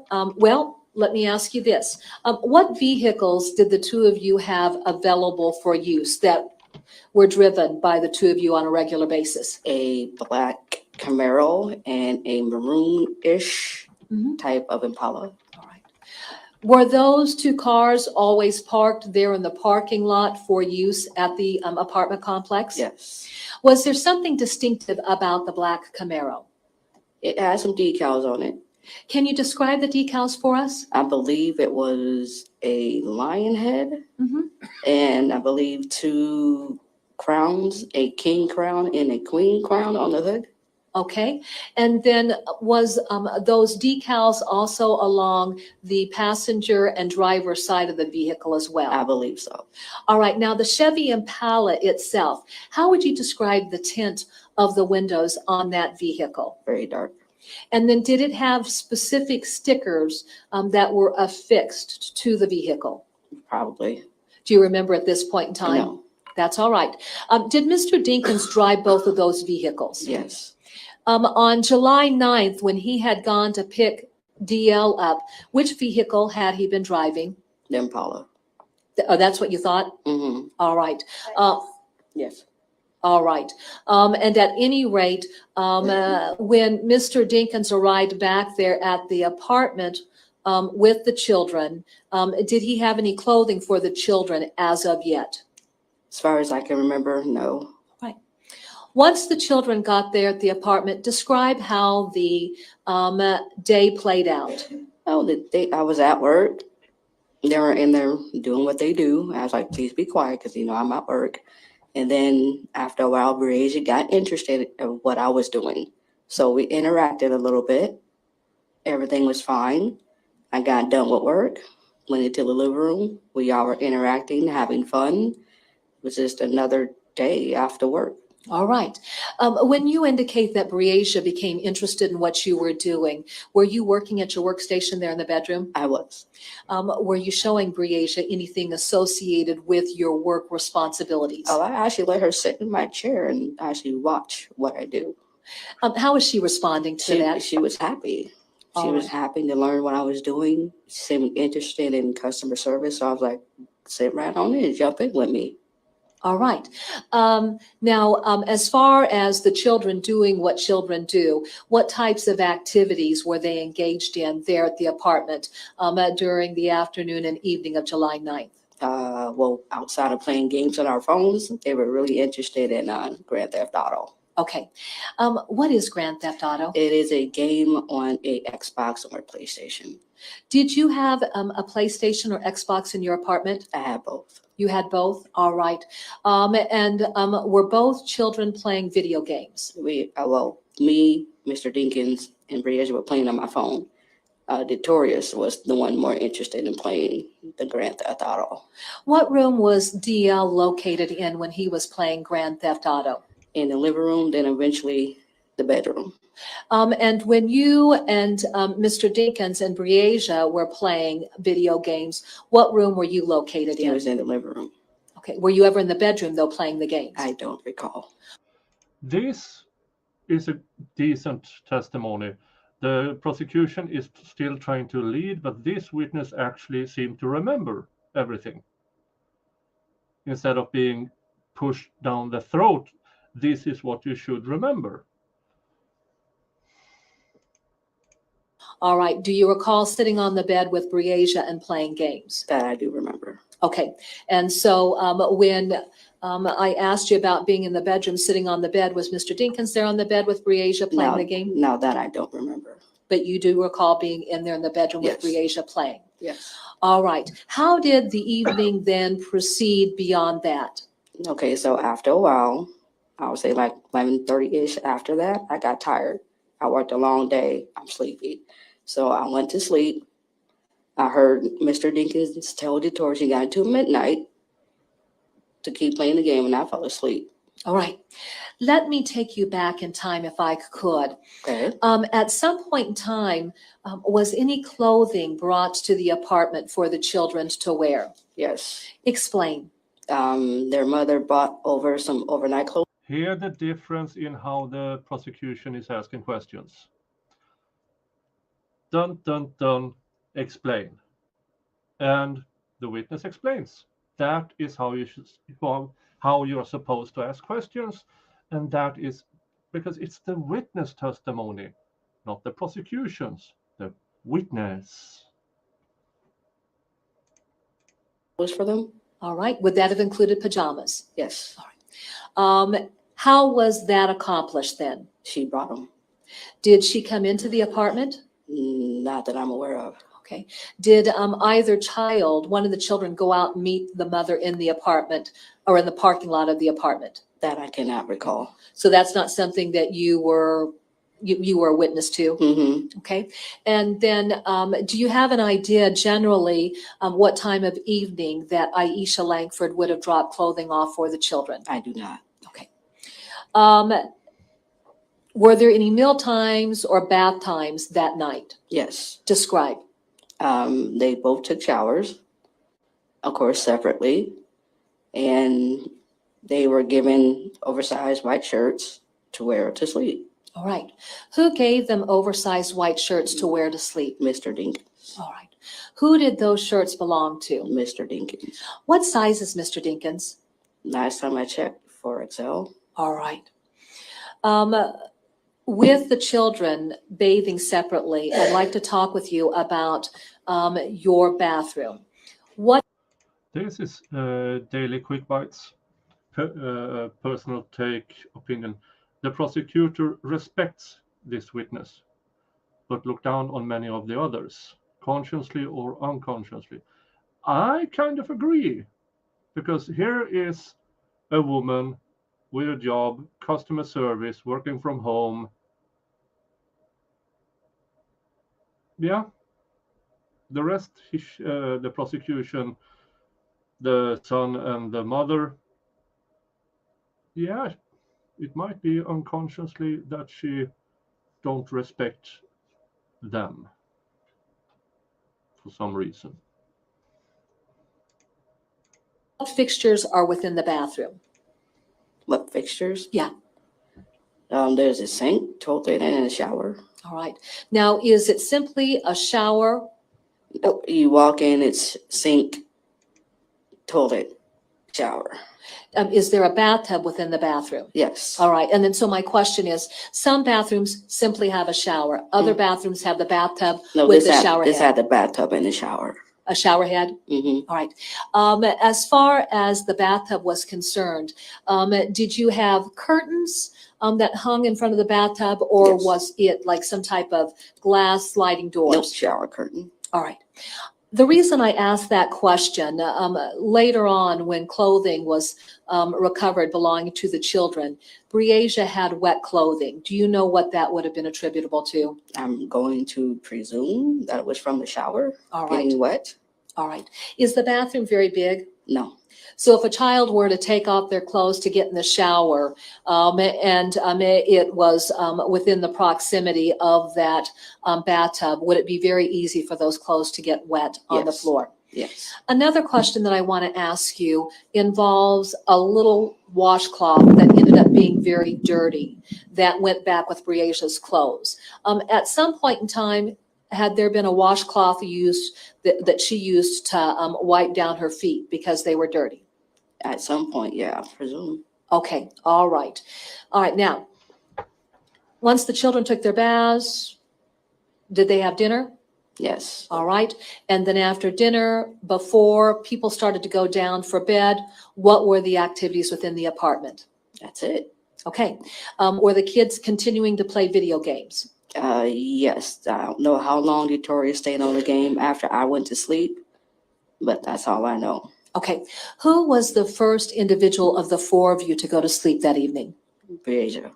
Where did Breasia lay down to go to sleep? The bed. That's different from what the kid yesterday testified to. He testified to that they went to sleep at the same time. I believe her over him. So my bed is on the side with Dinkins' closet. I'd like for you to come down to the diagram if you could. And this draws just a basic stick figure to represent the location where you saw Breasia. So the kid, lay. if he was still up at midnight, means that he had roughly 3.5 hours of sleep, Okay, and then I'll have claims go to have back to the witness picture-perfect memory so that of we can everything cheer that happened back with the microphone. that morning, that day. I'm leaning more and more towards that kid slept And then have you the drawn on entire the time. diagram Breasia's location there on the bed? Maybe Okay. woke up once or twice. So she will be on the left side of the bed by Mr. Dinkins' closet. And would that be, if you're standing in the doorway, would it be to your left? I'm sorry, the right side. The right side, there we go. All right. Who was the second person to go down? Probably me. All right. And then when you laid down to go to sleep, where did you lay down to go to sleep at? On the air mattress. Where was Mr. Dinkins at the time that you laid down to go to sleep? On the couch. Right. And what was he doing there on the couch? Playing on his phone. All right. From there, then, do you have any idea what happened next? I do not. All right.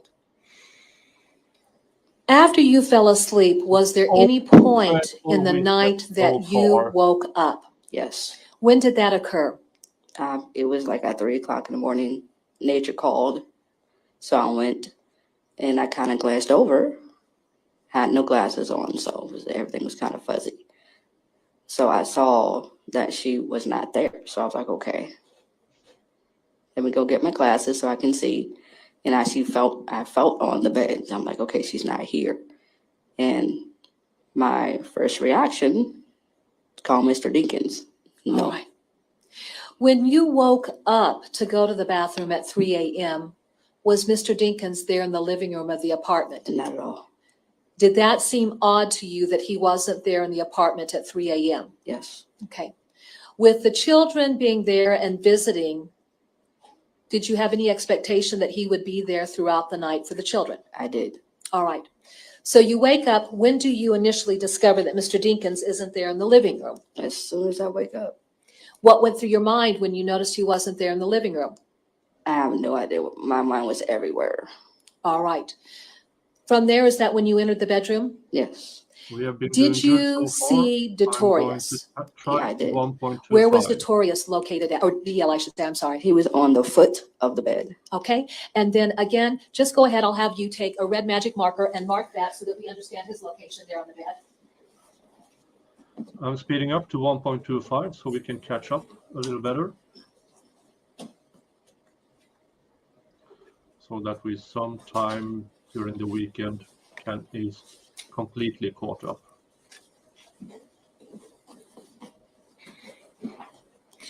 After you put your glasses on, what were you able to confirm? That she was not there. Did you check throughout the apartment to see if the child was anywhere in the apartment? I did. What areas did you check? I checked the bathroom again, just in case. I checked the bedroom. I checked the living room. I checked the kitchen. I checked everywhere. Did you check the closets? No, I did not. Okay. Did you look under the bed? No, I did not. All right. At any rate, did you find Breasia anywhere? Nowhere. With Breasia being absent from the apartment and Mr. Dinkins being absent in the apartment, how were you feeling? I don't think there's a word for it. Okay. Did it make sense? No. At any point in time, did Mr. Dinkins wake you up to tell you that he was going to be leaving the apartment? No. At any point in time, did Mr. Dinkins wake you up and tell you that he needed to take Breasia somewhere? No. Did Mr. Dinkins suggest that there was some type of medical emergency for Breasia? No. Did Mr. Dinkins communicate to you that he would have reached out to her mother because the child wanted to go home? No. Was there any type of emotional disturbance within the apartment to suggest that Breasia had gotten upset in the middle of the night and wanted to go home? Absolutely not. All right. From there, then, when you noticed that Mr. Dinkins was gone, you noticed that Breasia was gone, what did you do? First thing I did was try to call him. Mr. Dinkins. Not in the closet and not on the bed. I don't know why they wanted her to clarify that. We already have testimony that there is no blood or bodily fluids from the victim in that apartment. That is already testified to. What happened when you tried to call him? It rang and it went to voicemail. Did you try to call him more than once? Yes. What happened? Same thing. Did you subsequently discover something Did I discover something? No. about his phone? Oh, it was off. Okay. What did you do next? After I got done calling him, there was no answer. I stayed up. Okay. I didn't have his phone. I didn't have Miss Langsford's number, so I couldn't call her. So I just stayed up. When you say that you stayed up, what room were you located in? Living room. When you stayed up, did you turn the lights on? No. Describe then the environment within the apartment. So when I got done going to the bathroom, it was dark. No lights, nothing was on. And then like a half hour later, I hear a key. And then heard someone softly coming up the stairs. I guess he thought I was asleep and didn't expect me to be up. And when I saw him, he had on a whole different outfit. So I don't know. All right. Let's talk about the description of his outfit. Do you recall what Mr. Dinkins was wearing when you fell asleep? I do. What was he wearing when you fell asleep? Kind of like a white beater and colorful shorts, like white, blue, and pink. All right. And then when he came up the stairs, what do you remember, if anything, about what he had on? I'll say like a white t-shirt and some blue shorts that look like bandana pattern and some sneakers. Do you recall the color of the sneakers? I do not. That's all right. When he got to the top of the stairs, what was his reaction to seeing you sitting up? He was kind of surprised, kind of shocked. Was there any dialogue that you initiated with Mr. Dinkins? I tried. Tell us about that. I was like, what's going on? Where are you going? What's going on? And he's like, I'll be back. And about the time we're talking, he's inside the room in the closet grabbing something. What is he grabbing? I do not know. But while he's grabbing that, I looked out the window and saw Breasia outside of the car. So now my heart's like, okay, she is with him. She's safe, but yeah, it just seemed weird to me, but I didn't know what to say. All right.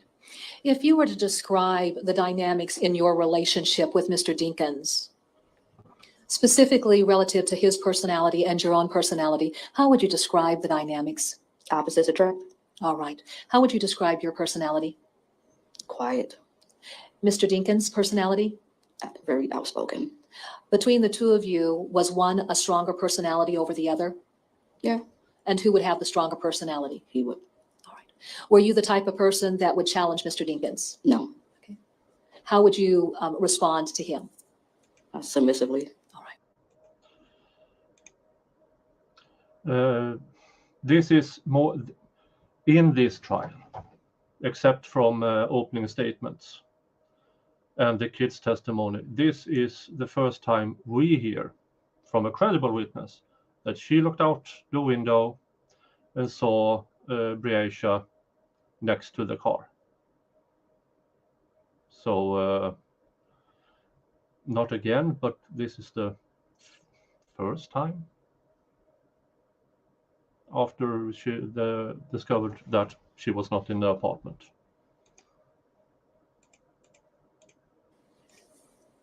What room or what window did you look out when you said you saw Breasia? The window above my bed. Where specifically did you see Breasia standing? She was like right between like the passenger door and the back door, like right there. Of what? Of the Impala. Maroon Impala? Yes. And how did you know it was Breasia? Her description is very distinctive. Her hair is very distinctive. The gigantic shirt she was wearing. Okay. So was she in that white large T-shirt that Mr. Dinkins had the children put on after they took their baths? Yes, ma'am.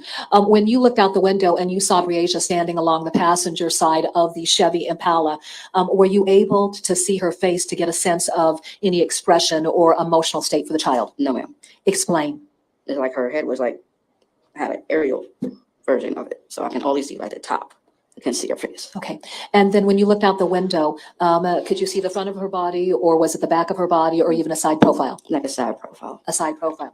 Later on, did you have occasion to draw a diagram for law enforcement to give them a perspective of where you observed Breasia standing relative to the maroon Chevy Impala? Yes, ma'am. Okay. Your Honor, may the record reflect that I'm showing counsel what's been marked as State's Exhibit number 93. May I approach, Your Honor? I'm handing You may. Oh, thank you, Your Honor. I'm handing you what's been marked as State's Exhibit 93. Do you recognize State's Exhibit 93? I do. How do you recognize State's Exhibit 93? This was the diagram I created. And then if you could speak in the microphone so that we could hear that. This is the diagram that I created This diagram depicts what specifically? where Breasia was standing.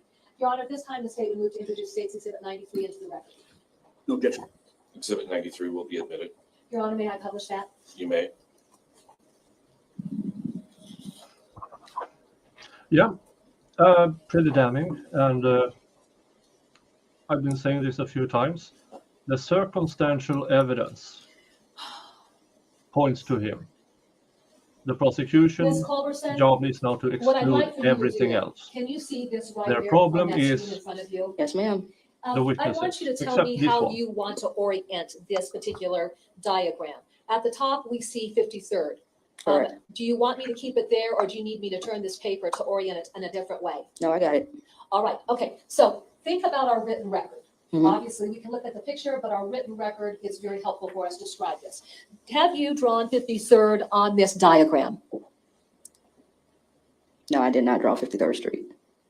No, is there a marking on there to Yes. indicate where 53rd is? Yes. What direction does 53rd Street run?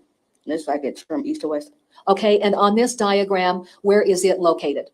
to the north. Okay, and so then would that be to the top of our diagram? Yes. All right.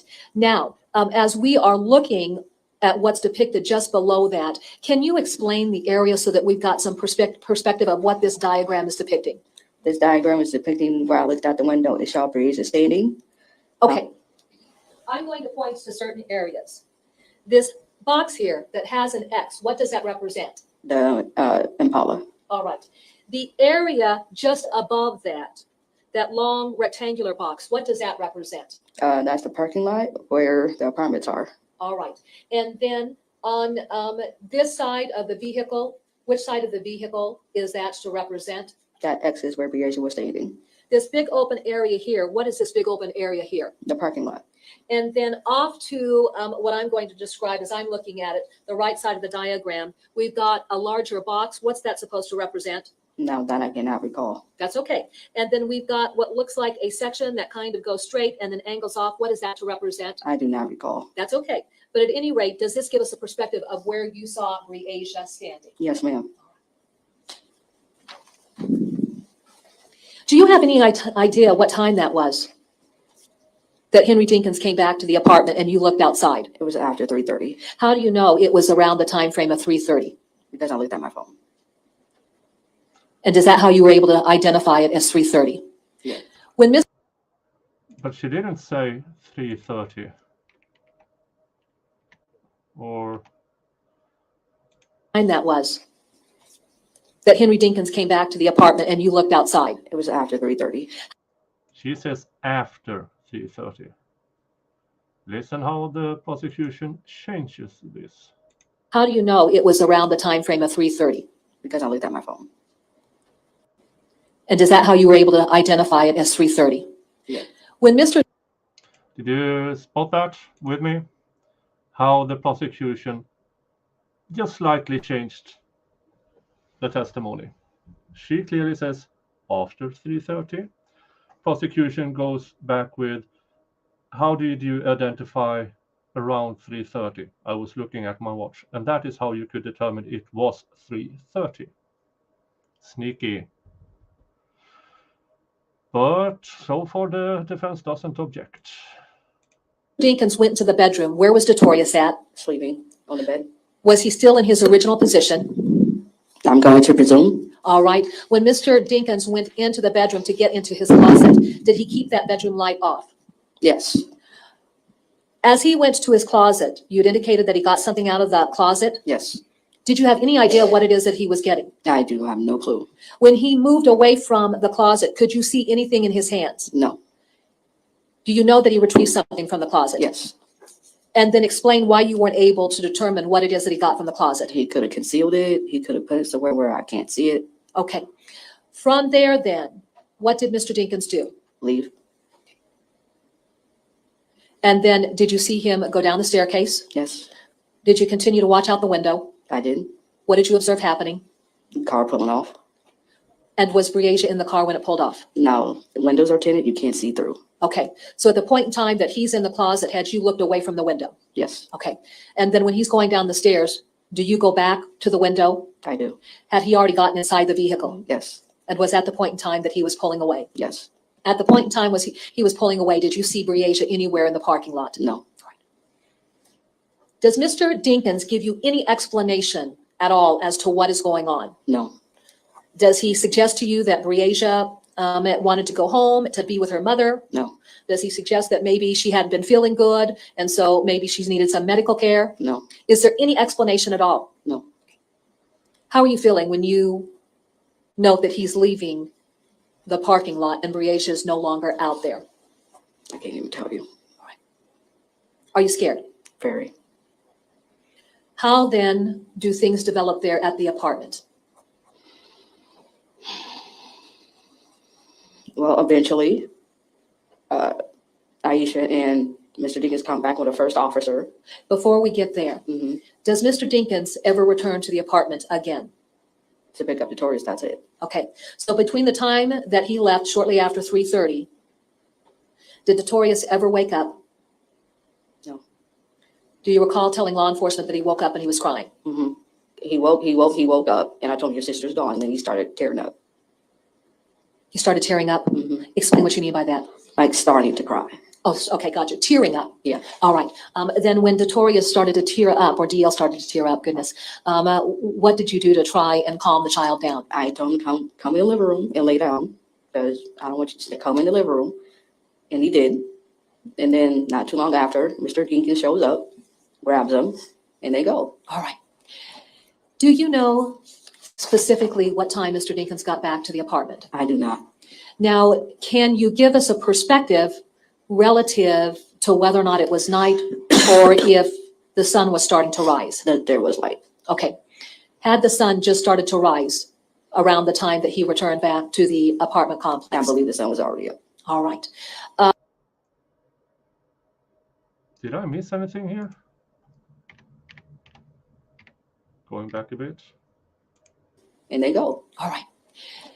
Do you know specifically what time Mr. Dinkins got back to the apartment? I do not. Now, can you give us a perspective relative to whether or not it was night or if the sun was starting to rise? That there was light. Okay. Had the sun just started to rise around the time that he returned back to the apartment I complex? believe the sun was already up. All right. Was it still really early in the morning? Yes. Describe what happened when you... Here's the thing. I'll see if I can.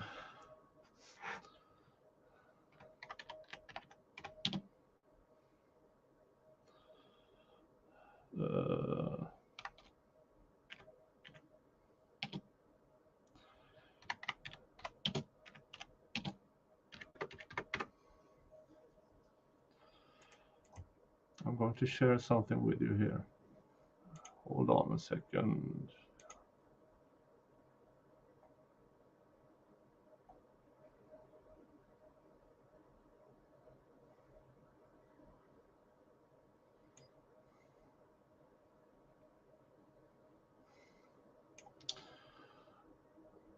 Hold on here.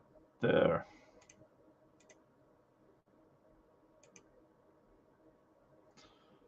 Look, Friday, July 10th, 2020.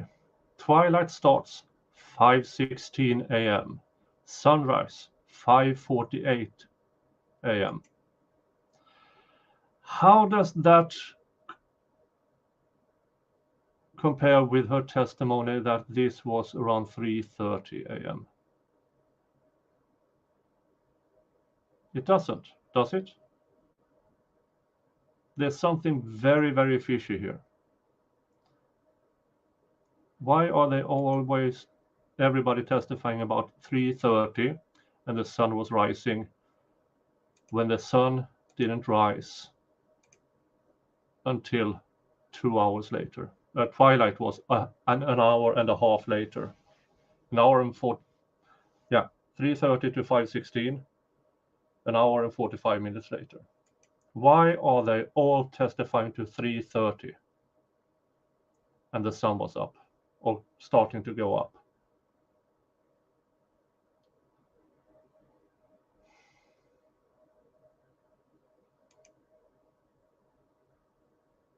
There's something really, really strange here. I mean, and this is so easily to refute. Okay, Mama Soros has it here. He left with the girl 3:30, but came back for the boy around 5 a.m. Okay. Okay. Thank you. Thank you, chat, for correcting me. Thank you.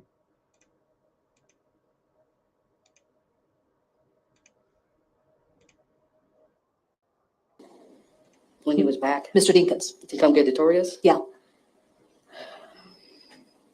I really can't explain it. Describe his emotional state when he came into the apartment. He was like normal.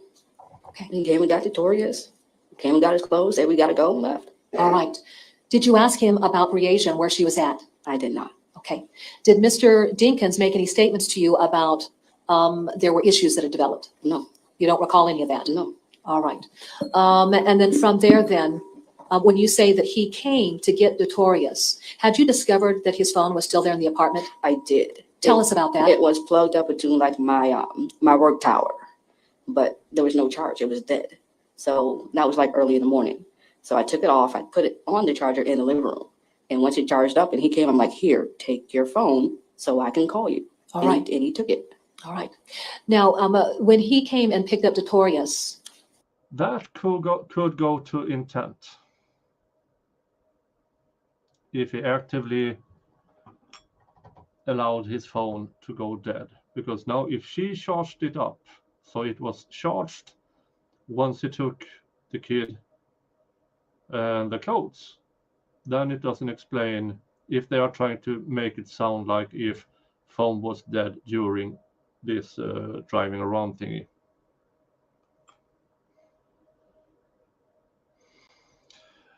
Yeah, why would she not ask about the girl? I mean, now they try to say something who was the strong personality and who was the not so strong personality in the relationship, and she apparently is submissive.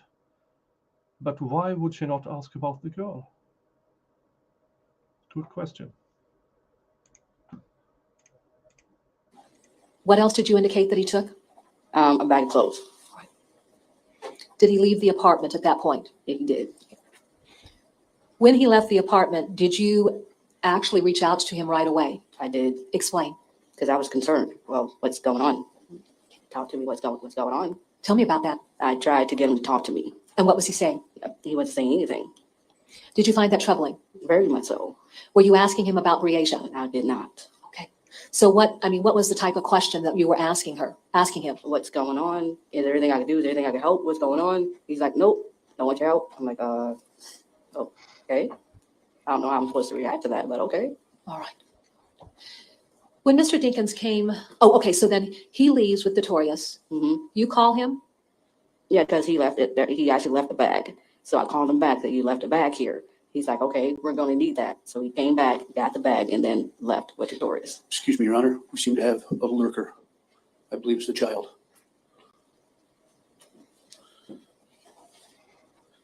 Oh, you little brat. You tried to eavesdrop. Jesus Christ. He's trying to listen in on the testimony. Did Mr. Dinkins return to the apartment to get another bag of clothing? Yes. How did he get access to that clothing? I actually brought it down to him. Did you go out in the parking lot? Yes. What vehicle was he in? The Impala. Did you go up to the vehicle? I did.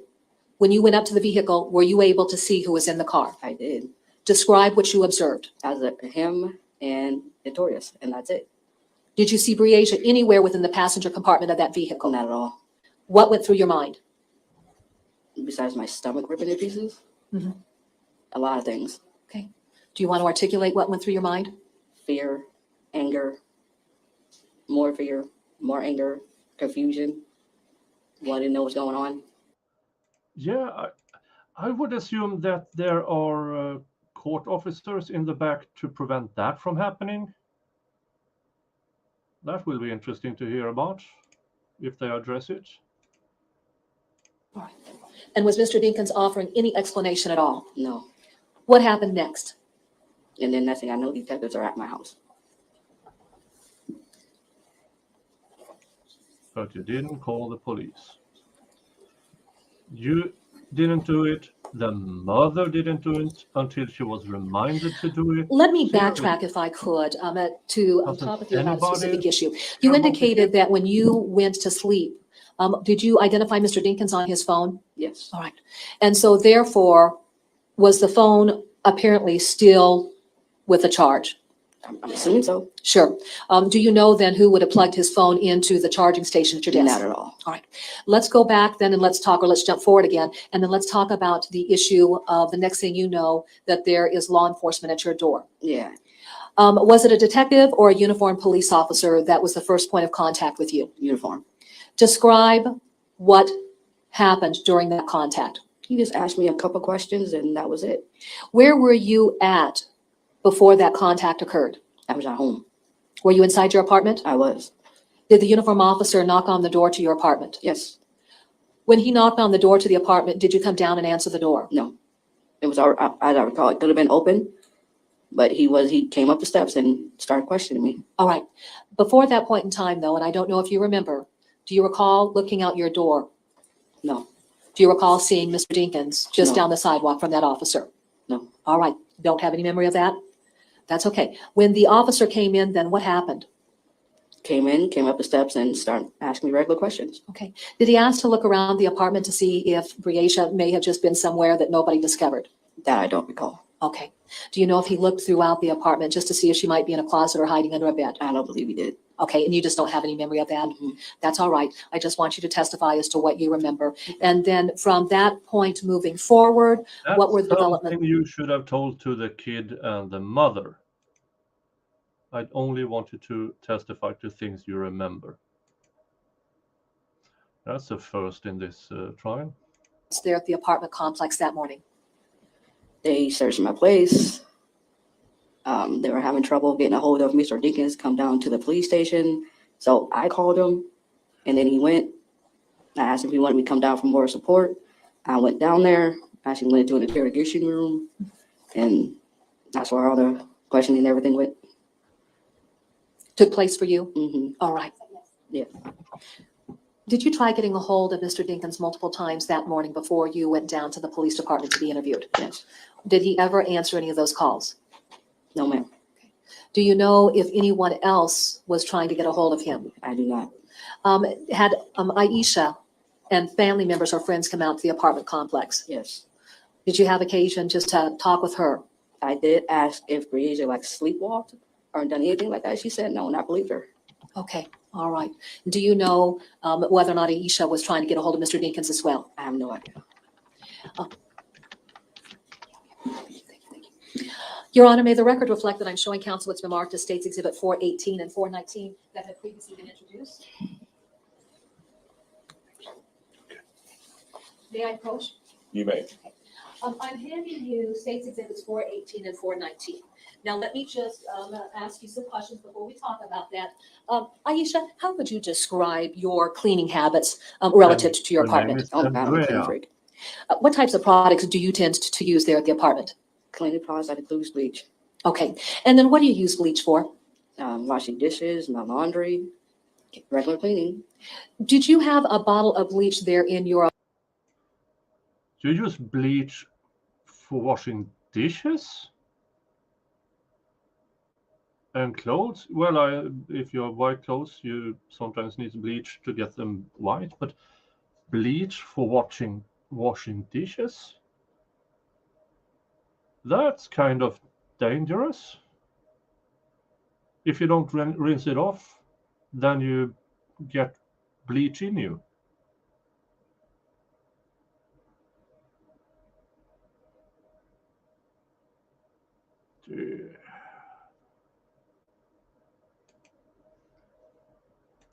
Do you put bleach in dishwater, then you better rinse it off. Yeah.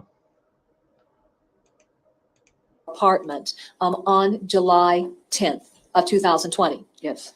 Was your apartment searched by law enforcement on July 10th of 2020? Yes.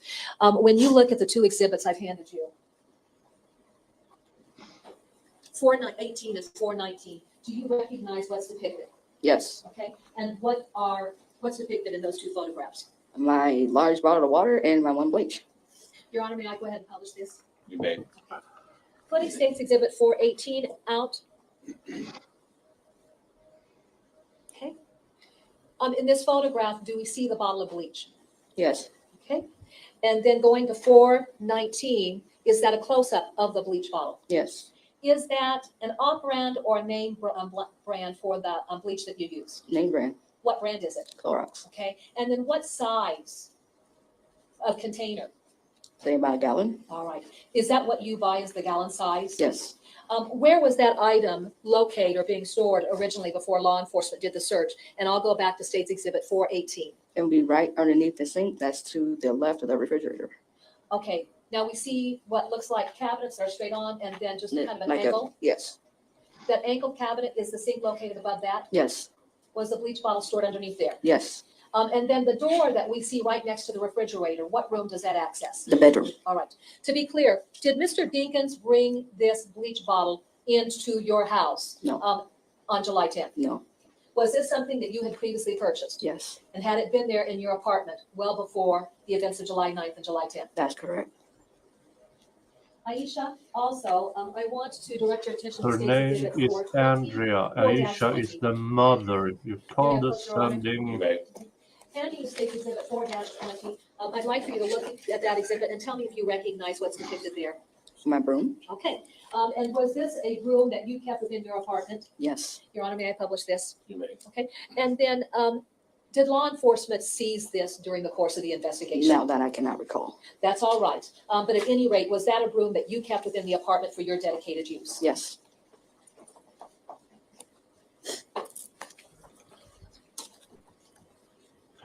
Yeah, please, you for counters Okay. and stuff to, Ms. Culberson, when you but not all. noted Mr. Dinkins' phone in the bedroom on the charger, and you described removing it from the bedroom, where did you plug it into to continue charging? There was an outlet in the living room, right underneath the windows, and I just plugged it in there. All right. What surface did you set that phone on while it was charging? The floor. The floor. All right. One final question. Was Mr. Dinkins somebody that was prone to leaving his cell phone at home when he would go out and about? No, What was his practice relative to his cell phone? it was attached to his hip. Had that always been the case in the 6 years that you've known him? Yes. I have no further questions. Mr. Freeze. Thank you. When you fell asleep that night, Ms. Culberson, the children had been playing video games and playing with games on the phones, right? Correct. And that included Mr. Dinkins' phone, correct? Majority mine. Pardon me? Majority my phone. It included Mr. Dinkins' phone, right? Mm-hmm. Yes? Yes, sir. And DL played on Mr. Dinkins' phone, right? Correct. And you fell asleep that night before DL, right? Correct. And you fell asleep that night before Mr. Dinkins left, right? Correct. So you don't know if DL was playing games on Mr. Dinkins' phone when Mr. Dinkins left, right? That's correct. And you don't know if it was DL who plugged that phone in to your computer tower or not, do you? That's correct. And you say it was common practice for Mr. Dinkins to have the phone attached to his hip, but this was not a common night because the children had not come to stay very often, right? That's correct. So it wasn't common for the kids to be there playing on the phone, right? Correct. And when you found the phone plugged into the tower, it was dead, right? Very much so. So at between 3 and 3:30, you found it to be just dead. Yes, sir. No battery taken out of it? No battery taken out of it. All right. Now, up until the time where the kids go to bed, it was a good night for everybody. Would you agree with me? Absolutely. Breasia was happy. Yes. DL was happy. Yes. Mr. Dinkins was happy. Yes. You were happy. Yes. Everything was going just the way you would hope it would go that night, right? Correct. The sleeping arrangements were agreed upon with you and Mr. Dinkins, right? Yes. To get to the spot where Breasia was sleeping, Mr. Dinkins would have had to walk in the bedroom and then around the side of the bed to wake up Breasia, right? Correct. That means walking around DL and waking her up if that's what happened, correct? Correct. And you and he were on the floor on the air mattress? I was on the air mattress, And where was he? sitting on the couch. Okay. And you didn't hear him come in between the time you fell asleep and the time he came in around 3:30, right? I was up on the couch, awake when he came in at 3:30. Yes. I guess my question is between midnight, let's say midnight, because you were sleeping then, right? Mm-hmm. Yes? Yes. And 3:30, when you say Mr. Dinkins returns, Then, so yes. Yes. Yes. Yes. Yes. you don't recall any other times where you would have heard Mr. Dinkins enter or exit that apartment? Correct. Yes. Are you a heavy sleeper or light sleeper Depends on the day. that day? That day I worked a long day, so I was probably a heavy sleeper. Did you recall Notorious being up and playing games at any point after you fell asleep? No. Games can be kind of loud. Was the volume up on these games? No, not at all. Okay.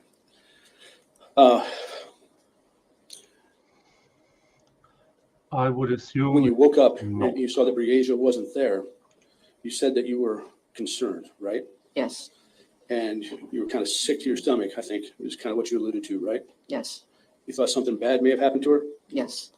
but you weren't concerned that Mr. Dinkins had done something with her at that point. I was thinking all kind of things. Sure.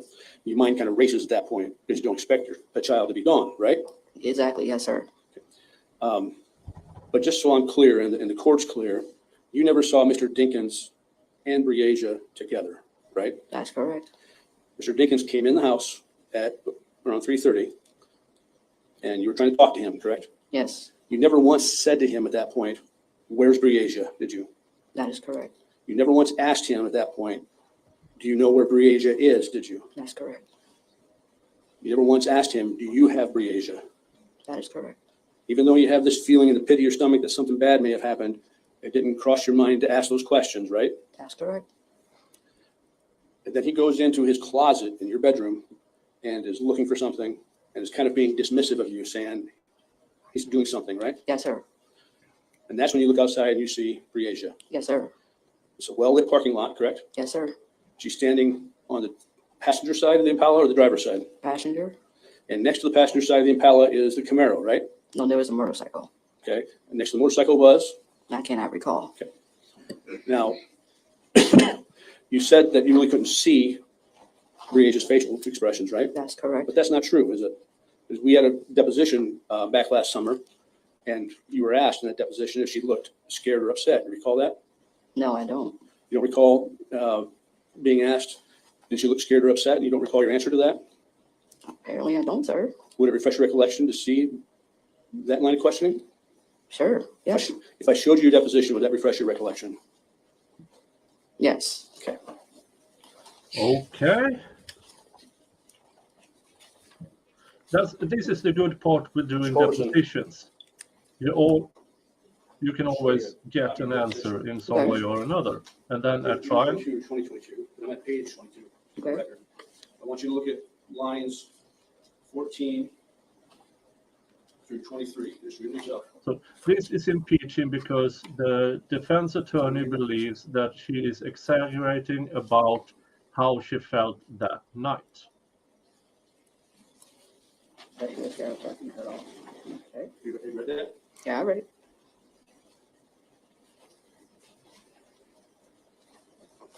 Having read that, does that refresh your recollection? Yes, it does. And would you agree with me that you were asked that question on June 22, 2022? And the question was, does she look scared or upset? Correct. What was your response? Not at all. And today, you don't recall what her expression was? It's kind of hard to express something if you don't see their face. So you But for were, what I saw, her just standing there, she did not look scared at all. She was not like she was frantic, shaking, or anything of that nature. She was just standing there.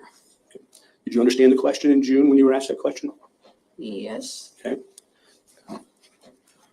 So your testimony today is, just so I'm clear, is that you have no recollection that she looked something other than normal? Yes. Okay. When Mr. Dinkins went into the closet, you didn't see him come out with anything, right? Not that I can see. You ever see Mr. Dinkins with a, See Sauder or she sleepwalked. The mother had testified that the daughter never sleepwalked, so that is a credibility issue. If you believe the mother, then she never sleepwalked. But if you don't believe her, then anything is possible. revolver? No. You never seen Mr. Dinkins with a 6-shot silver revolver? No. There was a gun in the house, however, right? Yes. That gun was found under the bed, right? Yes. That was not Mr. Dinkins' gun? No. And that gun was actually found under the bed the morning of July 10th, or the afternoon of July 10th. Talking about between the mattress? Yes. Yes, that was mine. Okay. But Mr. Dinkins was digging around the closet and had taken a 6-inch or 8-inch barreled revolver and tried to conceal it. Do you think you would have been able to see it? That I do not know. Okay. You ever seen Mr. Dinkins with any Winchester 38 special ammunition? No. You ever seen Mr. Dinkins with any ammunition? No.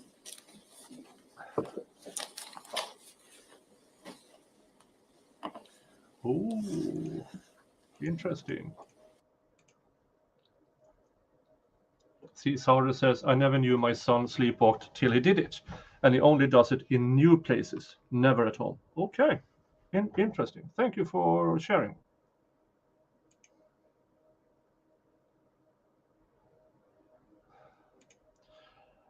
I'm assuming there will be some form of police interview played later on in the trial. I will assume that at least. Unless he shut up and lawyered up immediately. You and Mr. Dinkins went through quite a bit of bleach, isn't that true? I'm sorry? You and Mr. Dinkins went through quite a bit of bleach, isn't that true? Yes, You guys were both kind of clean freaks. yes.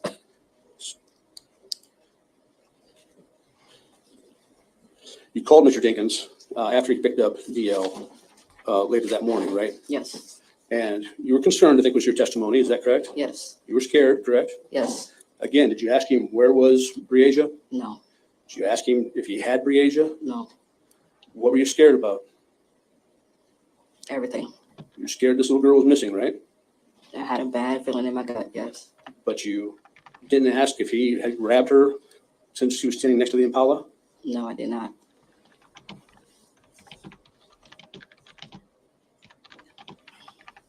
And then at some point he came back with DL that morning as well to get a second bag of clothes, right? That's correct.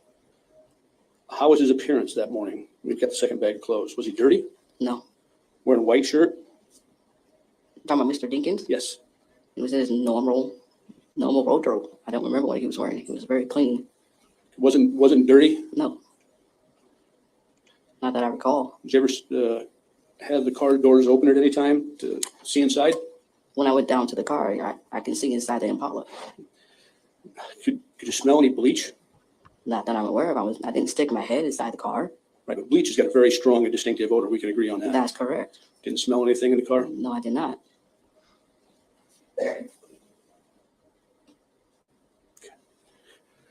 When you saw Breasia outside, you say by the Impala, were any car doors open then? No, You didn't see her open a door to try to get inside? no, Didn't see her close a door and exit the vehicle? that's correct. You didn't see where she had come from? No,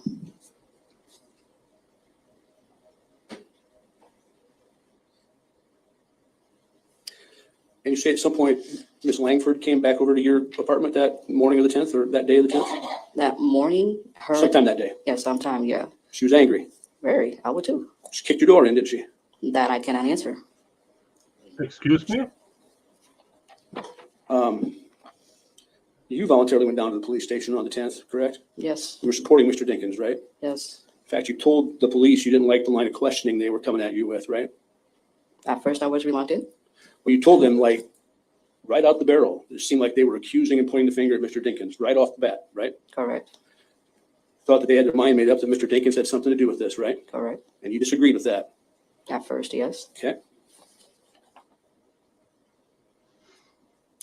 And when the police came to your house to search it, recall the detectives asking you questions like, have you searched all the cabinets? I heard nothing about searching cabinets. Did you recall them asking you if you searched everywhere in the apartment because Breasia was small? No, not at all. You recall them asking you to, if you knew anywhere, any of the whereabouts of Henry at that time? Yes, I was asked that, yes, And you told them Henry must be out looking for Breasia. yes.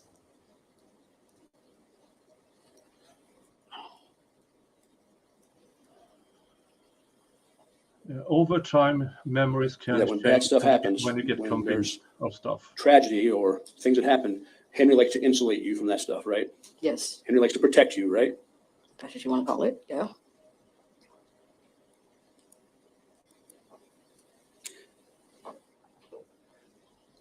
And at 10 or 11 o'clock that morning, you got a hold of Mr. Dinkins and told him you would go to the police station with him, right? Get more support? Did you ask him at that point what happened to Breasia? No, I did not. You got a lot of opportunities to ask him if he knew where Breasia was, didn't you? Yes, Never once asked. not once. And you told the police that in your mind, he would never harm his kids, didn't you? That's what I thought. Okay, that's all I have. Ms. Cunningham? Thank you. Were there questions that you wanted to ask but you didn't ask? Yes. Okay. And what questions were you too afraid to ask? Where's Breasia? What's going? Objection. Irrelevant. You can't prove that as an afterthought. That's on? Do you have her? Where's she at? She okay? If not, oh my God, did you call her wrong? Okay. Ms. Culberson, if you were to describe the person you were then versus the person you are now, would you ask those questions now? Absolutely. Okay. Do you regret not having asked him those types of questions? Every single day. Sustained. All right. Now let's talk about the issue of the bleach. Relative to bleach, is there a store located right next to your apartment where Mr. Dinkins could have bought bleach? Yes. What store is that? Walmart. Is that where the two of you would shop? Yes. Had you bought bleach there at the Walmart before? Yes. Would there be any reason for Mr. Dinkins to travel to Clinton, Iowa and purchase bleach at 7 a.m. in the morning with Notorious in the car? Not at all. Does that make any sense to you at all? Not at all. All right. Yeah. Did Mr. Good Dinkins point. What actually go to was he Clinton, doing there? as far as you knew, to In frequent? Clinton, to buy Not that I'm bleach. aware of. Do you know of any occasion where he ever traveled to Clinton during the time frame that the two of you dated? Not at all. Okay, all right. Now, I want to ask you about this. Did you notice that Mr. Dinkins had in fact changed his clothes at some point in time between when he came home at 3:30 and then again when you saw him after the sun had started to rise? Outside the part where I saw him at 3:30, no. Okay, and at what point in time did you realize that he changed his clothes? When he came back at 3:30, like half hour after I got up. Okay, so between the time that you went to bed, was the clothing that he was wearing distinctly different from the clothing that you saw him wearing at 3:30 a.m. in the morning? Absolutely. And was that the white T-shirt that's kind of like the the wife beater T-shirt? Yeah. And then those bandana style shorts? He had no, his first outfit was a white beater and those colorful shorts. The second outfit I saw was like a white dingy T-shirt and blue bands that looked like bandana. And Okay. a bandana print. All right, all right. Let's talk about this then too. The game that DL was playing, what game was that? Grand Theft Auto. And then what device was he using to play Grand Theft Auto on? First, it was the Xbox that was in the living room, then the PlayStation that's in the bedroom. Okay, so then did that require him to utilize Mr. Dinkins' phone to play that? You don't really need it to play it, no. All right, and you had indicated that your phone was being used to play a majority of the games? Yes. Who was using your phone to play a majority of the games? Yeah, it was actually me, Mr. Dinkins, and Breasia. We were playing Jumanji. Okay, all right. At any point in time, was Mr. Dinkins using his phone to play games or allowing the kids to use his phone to play games? Not that I recall. All right. I want to take you back to your deposition, and here's what I'd like for you to do. I want you to read page 22, and then I want you to go ahead and continue on and read the discussion that occurred relative to you observing Breasia standing out there by the maroon Chevy Impala. Just read this to yourself and don't say anything. Why? Go read page 22 and then go on into page Refresh. 23. Refresh memory.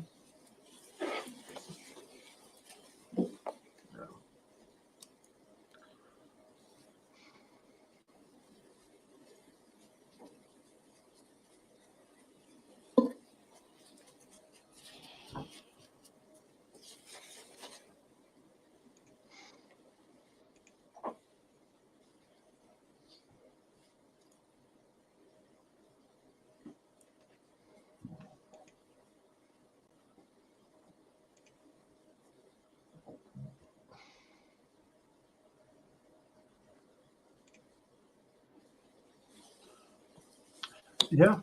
Who sees a child outside alone at 3:30 a.m. and doesn't go get that child? Okay. She's missing. There she Did you is. have an opportunity to read the testimony Run that you gave to to it. deposition? Yes. Is that Bring consistent her with the testimony that you provided here in courts today? Yes. All right. Let me ask you this. When Mr. Dinkins came into the apartment at 3:30 a.m. in the morning, when he unlocked that door, how would you describe what you noted about his use of the key? What do you mean? Did it seem like it was just like a normal unlocking, or did you have the perception that he was trying to keep you from hearing things or keep you from waking up? Probably keep me from waking up. It was pretty quiet. Okay. And then when he came up the stairs, what did you notice about his gait as he came up the stairs? It was quiet. Okay. And was that suspicious to you? It was. What were your thoughts when you noticed him coming up those stairs very quietly? Like he probably thought I was asleep. All right. Did you question whether or not he was trying to keep you from waking up? No. Okay. Now let me ask you this. You didn't specifically ask him, were you coming in here quietly because you didn't want to wake me up? No, I didn't ask nothing like that. But did you think that that's what he was doing? Possibly. And when you looked out the window and you saw Breasia standing there along the passenger side of the Impala, did you see anybody else out there in the parking lot? No. Who was the only individual you saw out there in the parking lot? Breasia. Okay, and between the time that you saw Breasia standing there on the passenger side of the vehicle, if you were to describe if there was much of a time elapse between making that observation and Mr. Dinkins going down the stairs and out the door, was there much of a time elapse at all? A little bit, And if you say a little bit, what do you mean by that? maybe a couple minutes. Okay, so a really short period of time. Yes. All right. Did you believe that Mr. Dinkins left the apartment complex with Breasia in that car? Objection, call for speculation. Your Honor, I asked her if she believed. And it's irrelevant and immaterial what her opinion is. Your Honor, we've laid the foundation for her observations, and the state does believe that that's an appropriate question to ask. Then it invades the province of the fact finder. Overruled. So we'll answer the question. Okay. Yes. All right. Were you aware that Mr. Dinkins had a box for ammunition in his closet? No. Okay. Everything I have no is further highly questions. speculation. Everything. It wasn't exactly unusual for Mr. Dinkins to leave for extended periods of time, right? That's correct. And he would leave sometimes in the middle of the night, wouldn't he? Sometimes, yes. Sometimes he wouldn't come home at all, right? That's correct. And you didn't know where he'd go, right? That's correct. And when he would go somewhere in the night and come back, he would come in quietly and not try to wake you, right? Yes. Okay. I have nothing further. Ms. Cunningham, I have no further questions. you may step down. We will adjourn for the day. We will reconvene at 9 o'clock tomorrow morning. Thank you. Okay, that was the end of day 3.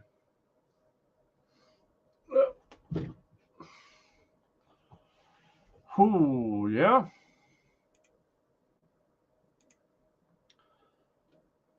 Wow. Well, the mother didn't give me much at all.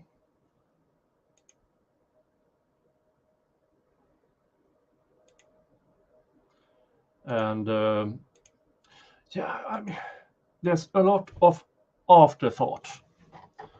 There's a lot of what wasn't said or done at the time, or when all of a sudden later, oh yeah, I thought it then. There's no way to prove or disprove this. All you have is what was actually said, and that is the questions asked at the police precinct. But yes, Danny T says this was the best witness for the prosecution so far. By far. By absolute far. And Jesus. Yeah, this case is a cluster F of speculations. More or less, so far, the only evidence so far is the pinging of the cell phones and her testimony. She saw her by the car. And for what because I don't believe the kid one bit, and now all of a sudden he tried to eavesdrop, and as someone in chat said, center of attention. He needs to know information that he can relay.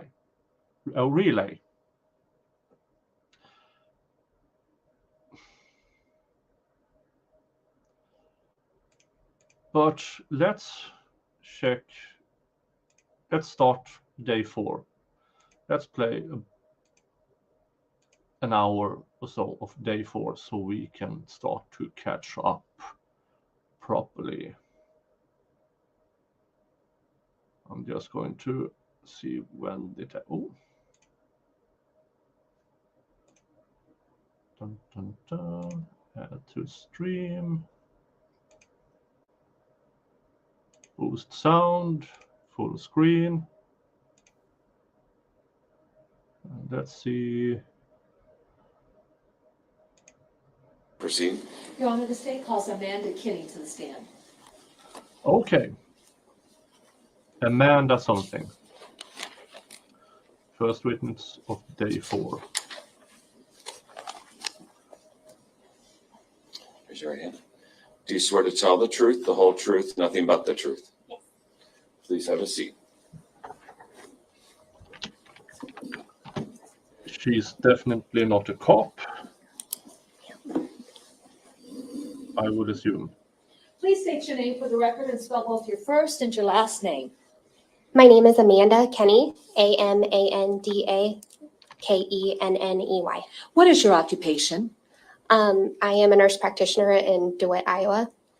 And then what was the nature of your occupation back in July of 2020? I was a nurse. That's a child's voice. That was a bit surprising.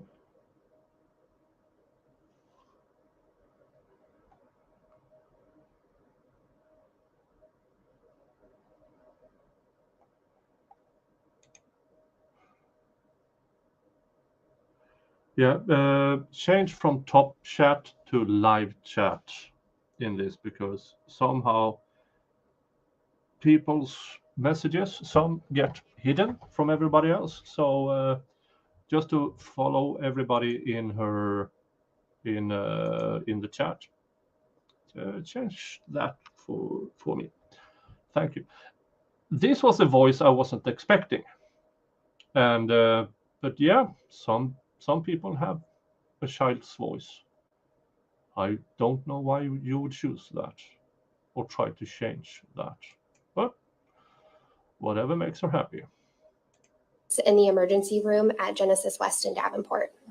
Just very simply, could you give us a perspective of your educational background? I have my bachelor's degree from St. Ambrose University in nursing, and now my master's degree as a nurse practitioner. Were you on duty on July 10th of 2020 there in the emergency room of Genesis East Hospital? Genesis West, yes. Oh, with Genesis West, thank you. I'm sorry, I apologize. Okay. This is the first time I've heard anything about a hospital, so this will be completely new for me. For that. And then sometime during the evening, did two law enforcement officers from the Davenport Police Department bring in a gentleman by the name of Henry Dinkins? Yes, ma'am. Okay. Yes, ma'am. And what was the purpose for bringing Mr. Dinkins to Genesis West Hospital? They wanted evidence collected off of him, DNA samples. Okay. Were you the individual that was assigned to collect various DNA samples from Mr. Dinkins? Yes. Now, is Mr. Dinkins present in the courtroom today? Yes, ma'am. Could you please point him out and identify him for our record? The gentleman on my left wearing the maroon or red button-up. And Your Honor, may the record reflect the witness's identification of Mr. Dinkins? The record shall so reflect. Okay. Where was Mr. Dinkins taken in the hospital for the purposes of being able to collect various samples from him? He was brought into a private patient room within the emergency room. And as you went through the collection process, were the law enforcement officers present in the room to observe that collection process? Yeah, thank you so much. And it's not the one I expected, but it's not the name I recognize from the chat, because those I do. So cheers, I guess, and thank you.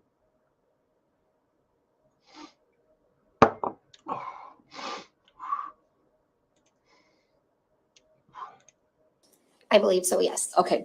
All right. Now, describe the various samples that you collected. I believe a cheek swab, under the nails, palms, and penis and scrotum. Okay. Let's talk about the swab that you took from Mr. Dinkins' cheek. Were there buccal swabs that you were provided or had that you utilized to collect samples of his DNA from within his mouth?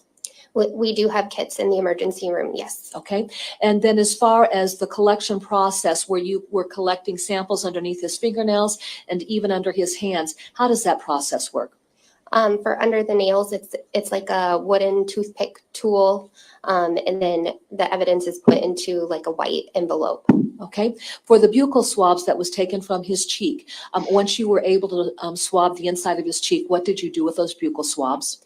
The Q-tip is placed in a envelope and sealed. All right. And then as far as the penile swabs are concerned, describe how a penile swab is performed. A dry Q-tip is dampened with either saline or water, and then run over the skin and then placed in a white envelope. All right. Once that process was completed, what did you do with the various swabs that you've described? I believe they were sealed with the officers, and then the box was given to them. Okay, and did the officers take control of those items of evidence? Yes, ma'am. Did that conclude your involvement in this matter? Yes. I have no further questions, Your Honor. Okay. Mr. Waters? Ma'am, just briefly, what time did those two police officers bring Mr. Dinkins in for the testing? I don't know exactly, but I know it was evening time. After 5 p.m.? Yes. And then on July 10th of 2020, when he came in after you performed those 4 tests, you didn't do anything further than simply swab or take something out of his fingernails, correct? Correct. So no further testing. You didn't test it for DNA. You didn't test it for blood, or? We did not collect any blood. We just collected the Q-tips I described before. Okay, I don't have anything else. Thank you. Thank you. Ms. Cunningham? No, Your Honor. You may sit down. Okay, so just foundational. Your Honor, the state calls Linda Gardner to see it.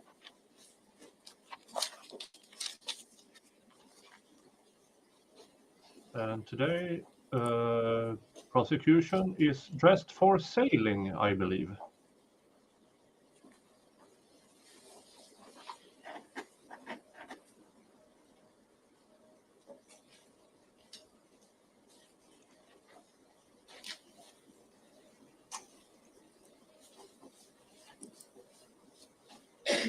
Now raise your right hand, please. Do you swear to tell the truth, the whole truth, nothing but the truth? Yes. Please have a seat. All right, who is this?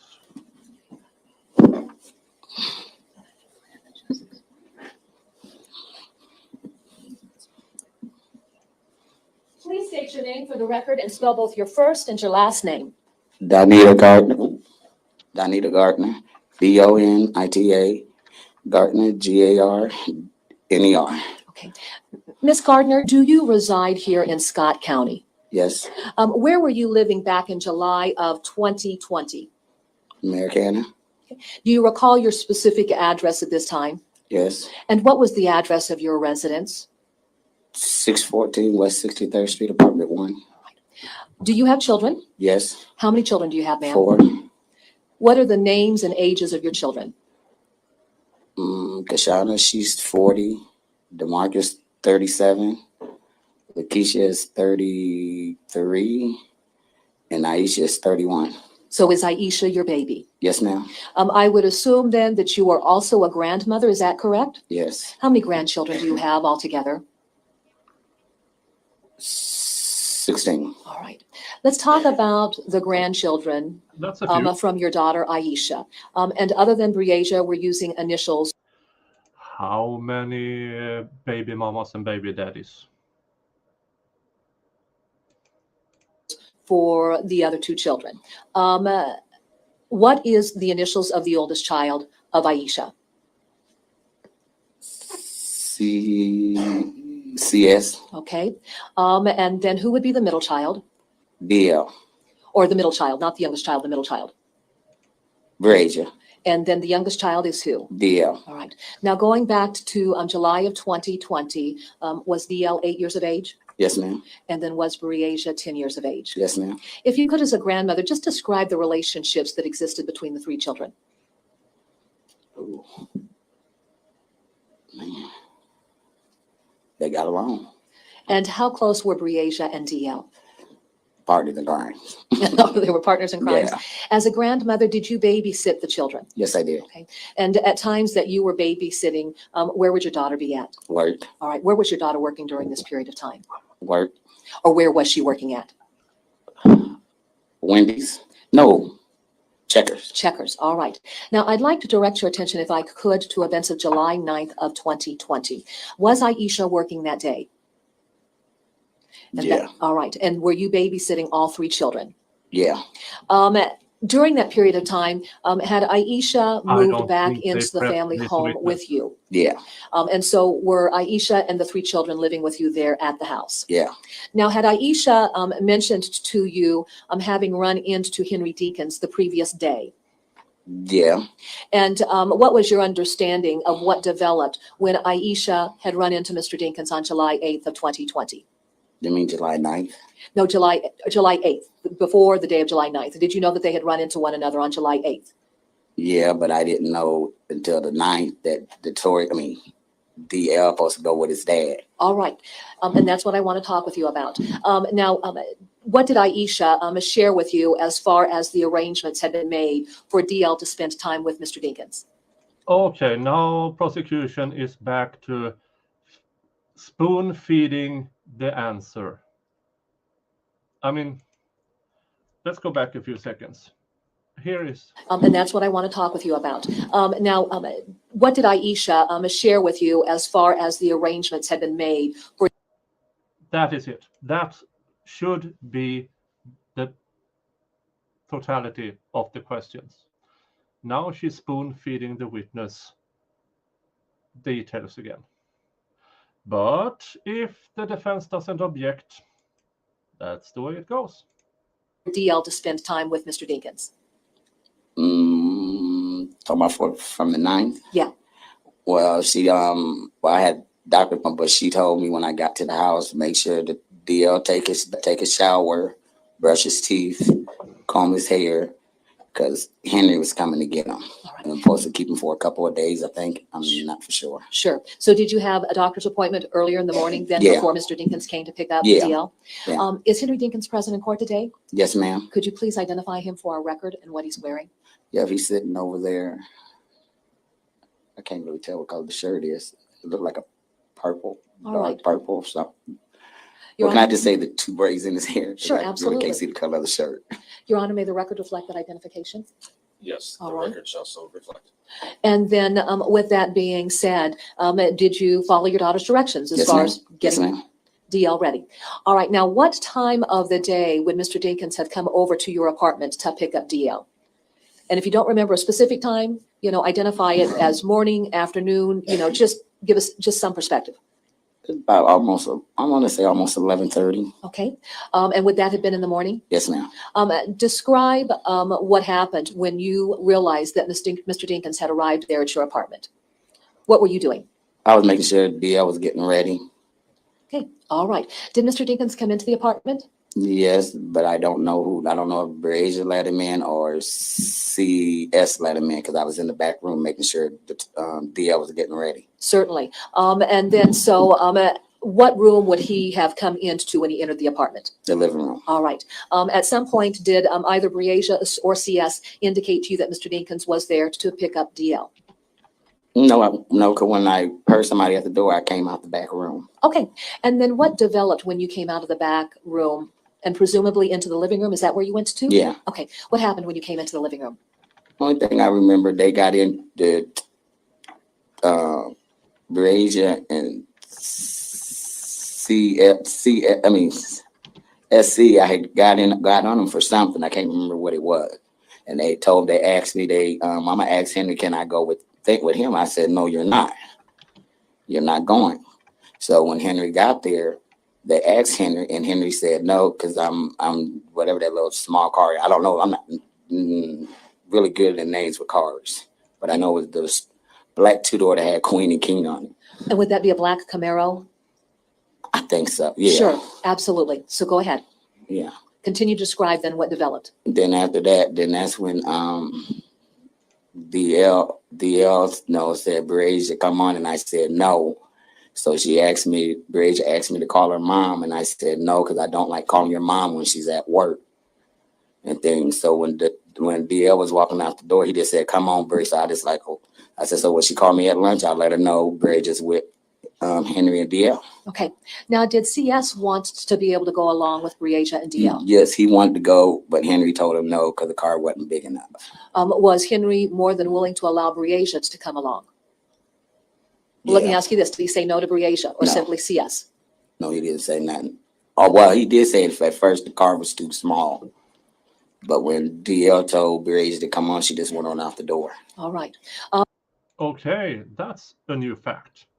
DL told, because so far I have been given the impression from the opening statement and such that it was Mr. Dinkins who chose who to come.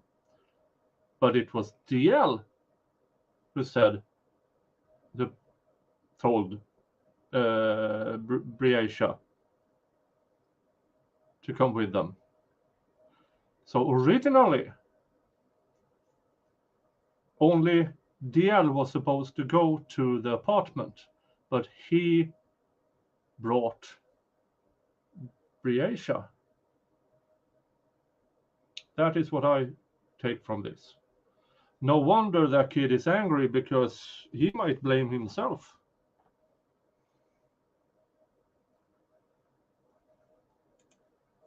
Did you contact your daughter to notify that Breasia had also gone along with Mr. Dinkins? No, I waited until she called me because I don't like calling her when she's at work. Absolutely. And then once your daughter called you, what was the nature of the conversation that you had with her? Well, when she called me, she asked me, did Henry come and get DL? And I said, yeah. And I let her know that Breasia went too. And she said, oh, okay. And that was it. She said, well, let me call him. That's the last conversation we had. All right. At some point after your daughter got off work that day, did she return back to the apartment? Yeah. And then what happened when Aisha got back to the apartment? When she got off work, she came to the house and got clothes for Breasia and DL and took them over there. Okay. Do you recall, Ms. Gardner, what the weather ended up being like that evening after Aisha had gone to take the clothing over to where Mr. Dinkins was staying at with the children? Raining. Okay. All right. Now, after your daughter left, did you get any call from her to tell you about what was going on relative to the weather and her return home? Yeah, she told me that she dropped the clothes off. Can't think of the dog's name, but her and the dog was in the car and she had to pull up because the rain was coming down so fast she couldn't, see. So she pulled over until the rain slowed down. Okay. And then did your daughter end up coming back to the apartment? Yeah. Okay. Now, what was Aisha? Okay, Deals did say that yesterday. I was busy trying to get heads and tails of everything he said. So yeah, maybe he did tell the truth, but only because Grandma confirms it. He chose to bring Breasia to the apartment. Activities there at the apartment when she got home that evening? Basically, she took a bath and lay down. All right. And then did Aisha sleep throughout the night and into the morning of July 10th? Yeah. All right. Now, did you become aware that Aisha was being called into work early, outside of her normal schedule, her scheduled time of 11 o'clock? No, I didn't know. Okay. At any rate, did your daughter end up leaving for work during the early morning hours of July 10th of 2020? Well, I didn't know until she called me about Breasia because I thought she was still in the living room asleep. Okay. Where were you at that created that impression that your daughter was still in the living room asleep? Were you still in bed? Yeah. Okay. All right. So you didn't realize she'd been called into work early? Yeah. All right. Tell us about the call that you got from Aisha then. Oh, man, I was still asleep when she called me. I can't remember the time, but I think it was between 8:30, 8:40. It was in between somewhere up in there. Sure. When she called me and she said, Mom, Breasia missing. I'm like, what you mean Breasia missing?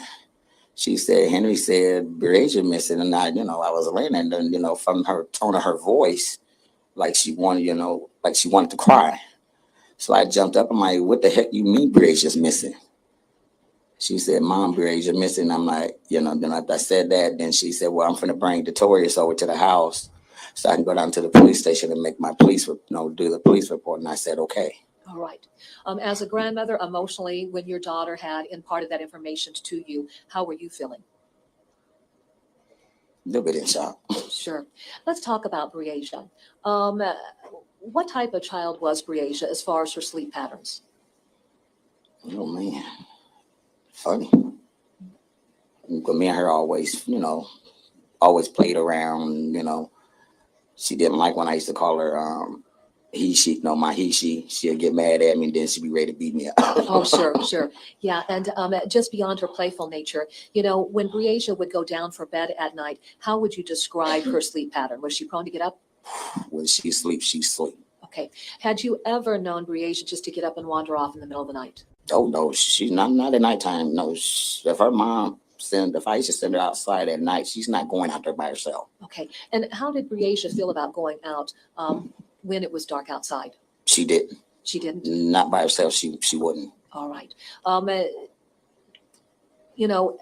Just based on your, relationship with Breasia, was she the type of child that would ever get up in the middle of the night and wander off? No. All right. Did you become familiar with the Jersey Meadow apartment complex as a result of Breasia having been reported missing? And that would be the apartment complex where Mr. Dinkins was staying with his girlfriend, Andrea Culberson. Well, I didn't know where he stayed at. Sure. Let me ask you this. Was this an area that Breasia was familiar with at all? No. Okay, all right. Did you then have an opportunity to assist in various searches that was being conducted by the Davenport Police Department and members of the public who were providing assistance? Yep. And then tell me about your, different experiences relative to searches that were being conducted.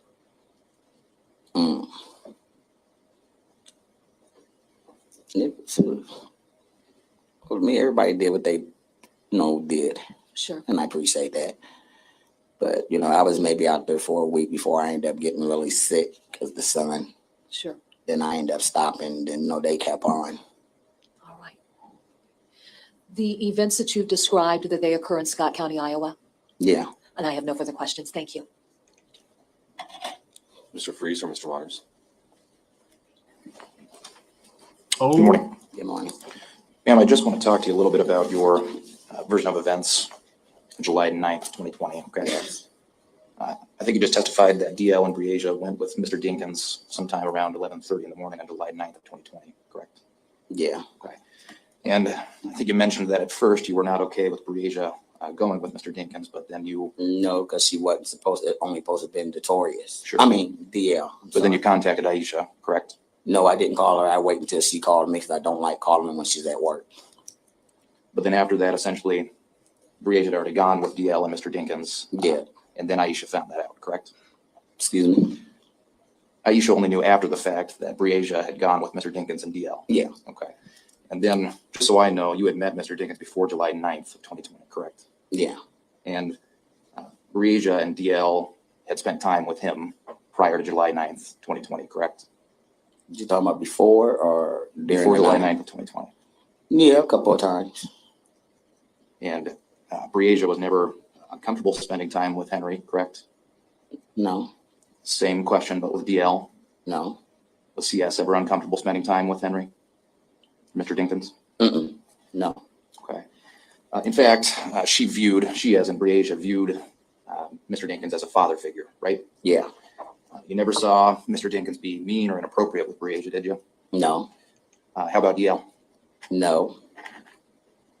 Did he seem more constructive? Wait a minute. I Is he a take constructive that. father? No, I take that back with DL. 'Cause one time he got in trouble, and Henry didn't whoop him. He made him jog. Made him run. that's interesting. DL got in trouble, and Mr. Dinkins made him jog for it. That's an interesting punishment. Or not punishment, but an interesting way to discipline a child. You fucked up. Yeah, run around the house. Okay, that's new for me at least. You made him work out? Yeah. Okay. Did he make him do anything other than running? Just the running. Okay. Did he make him work out in any other way? No. Okay. Did he ever do that same thing but with Breasia? No. Okay. How about CS? No. I think a little bit in your testimony, you had mentioned that, in your opinion, if Bree would be outside, she would be uncomfortable, right? At night? At any point in time, she would be uncomfortable if she was outside alone. This only at night. During the day, she was all right. And she would have come and knocked on a door, right? Yeah. Okay. And that was typical of her? Yeah. Okay.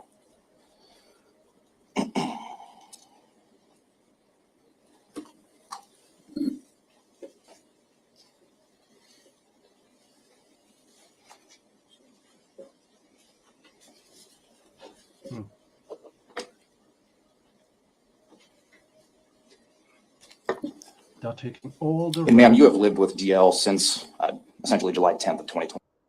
They're bringing in all the relatives in the beginning of this trial.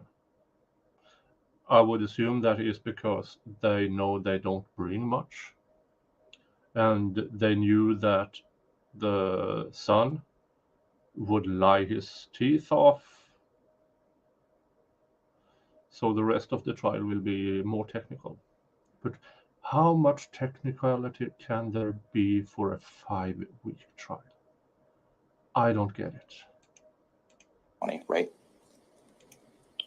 When they moved in with me, Well, yeah, I mean, for the past 3 years, you've lived with DL, correct? talking about now or what? Well, when did they move out? When they moved in with me, it was maybe a week before July Of 2020? of 2020. Yeah. Do they still live with you to this day? Well, they just moved back in with me the 1st of June of 2023. Okay, and you've had plenty of opportunity to speak with Aisha and DL about this case, correct? I could have, but I didn't. Okay, have you ever heard DL mention to you anything about a bloody knife? I don't question my grandkids about anything. Okay, has he ever mentioned to you anything about bleach or cleaning off a knife with bleach? I don't question my grandkids about nothing. Has he ever mentioned to you anything about being present when Breasia was shot? Again, I wait until they come to me, and he never did. Okay, that's all I have. Thank you. Mrs. Gardner, just given the circumstances surrounding Breasia's death, is this a topic of conversation that you choose to engage in with DL? No. Okay, has this been really traumatic for him? Yeah. All right. And then as far as Mr. Dinkins was concerned, was he an individual that he was around throughout DL's life or even Breasia's, where he was a constant figure within the children's lives? I'm going to say no. All right. Was any contact that he had with DL very sporadic with big gaps in time where he wasn't involved in the child's life at all? He only comes around when he felt like it. Okay. That's how I see it. All right. And so if he didn't feel like it, Henry wasn't coming around. Would that be fair to Right. say? Right. And then finally, when Breasia and DL left with Mr. Dinkins that morning, did they have any personal belongings that they had taken with them as far as bags of clothing? No, they didn't take anything with them. Okay. And then were personal belongings taken over to the location where the children were staying with Mr. Dinkins at some point in time? Yes. How did that occur? Their mom, Aisha, took it to him after she got off work. I have no further questions. Thank you. Okay. Okay, I believe her. And she doesn't like the defense, but I'm not entirely sure, because here's the thing. Prosecution and defense were really careful about not asking her, what are your feelings against Mr. Dinkins? Because none of them knew the answer to that question. And as a lawyer, don't ask questions you don't know the answer to. Maybe, I don't know. Just a reflection that neither the prosecution nor the defense wanted to know about her feelings towards Jenkins.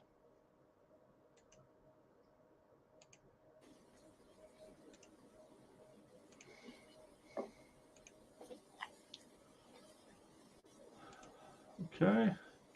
Mr. Waters, I don't have any further questions. Thank you. you may step down. Okay, who's the next witness? Excuse me? Okay, they are doing an approach.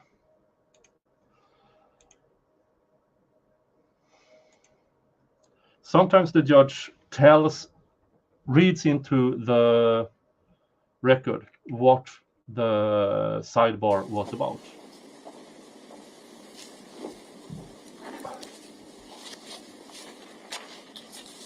One moment, Ms. Cunningham. After conferring with counsel for the state and defendant, Danina Gardner is released from any further witness responsibility in this case. Thank you. Sir, if you'll come forward. Raise your right hand. Do you swear to tell the truth, the whole truth, nothing but the truth? Yes. Please have a seat. Okay, who is this guy?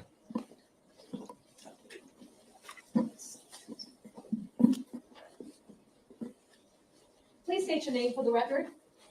Jim Peters. Mr. Peters, what is your occupation? Presently, I'm retired, but I have a business that I started in 2015 called Samaritan Detection Dogs, and we use the dogs to look for a variety of subjects. All right. Now, what got you interested in working with detection dogs? I was worked at Okay, when it comes to detection dogs, there has been some development in the reliability of detection dogs. Can't pick the case out of the top of my head, but Steve Leto covered it, that these so-called drug sniffing dogs are apparently more prone to the handler's directions than actually sniffing up drugs, at least in police in a police environment. I don't know what kind of dog this is, but I would assume this is a cadaver dog. They are but we will see. as a paramedic for about 30 years and then got started in search and rescue, I think 1993. And we had a number of dogs on our team, and eventually I had my first dog around 1999, I believe, and certified my first dog through the National Association of Search and Rescue in about 2004. When you talk about having dogs that were utilized in the context of search and rescue, give us some perspective of what types of tasks the dogs were trained to perform. I have a dog certified for trailing, which means that he can follow a walking subject or mobile subject. That same dog is trained in human remains detection, and that same dog is also certified for article search, as in finding a credit card or a cell phone that has human odor on it. Okay. With that being said, in July of 2020, how many canines did you have that you were working with? In regards to this case, I brought two dogs. And what were the names of your canines? The German Shepherd is Rocky, and the Red Heeler is Jojo. What are Rocky and Jojo utilized, for what purpose are they utilized? Jojo is utilized predominantly for human remains detection and historic human remains detection, and Rocky is also utilized for both of those. Okay. Now, can you explain the difference between human remains detection and then utilizing these canines in the context of historic remains detection? Sure. In a more contemporary or current situation where someone has gone missing, or we are utilized to try to locate that subject. I've done a lot of archaeology work, most recently in the state of Nebraska, where it was verified by Dave Williams, the Nebraska state archaeologist. We located a Native American burial that was 1,000 years old. Okay. All right. And then how are these types of canines utilized in the context of historic remains recovery? We are assigned an area to survey, and we go out and make sure that my job is to make sure the dogs get into the right places. And then when they detect the odor of human remains or human decomposition, then they provide an alert that's marked with a GPS. Okay. Let's talk about the types of training that you've had to undergo, as well as your canines, in order to be certified to do the search for human remains. I am credentialed by the National Association for Search and Rescue as a lead evaluator for certifying dogs owned by others for human remains detection, for trailing, and for article search. I trained with two peace officers who handled police canines, and then I was also certified by NASAR as a handler in each of those disciplines. Okay. Now, can you spell the acronym NASAR and then tell us what that stands for once again? Yeah, I'm sorry. NASAR stands for National Association of Search and Rescue. Okay. All right. So in total, how many years have you been performing this type of work? With a dog, probably 23 or 24 years. Okay.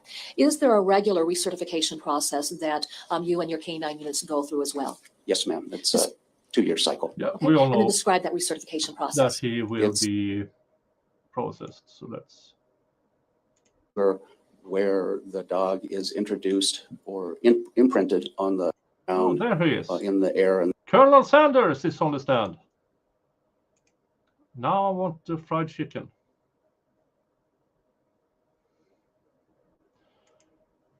Let's see how much more.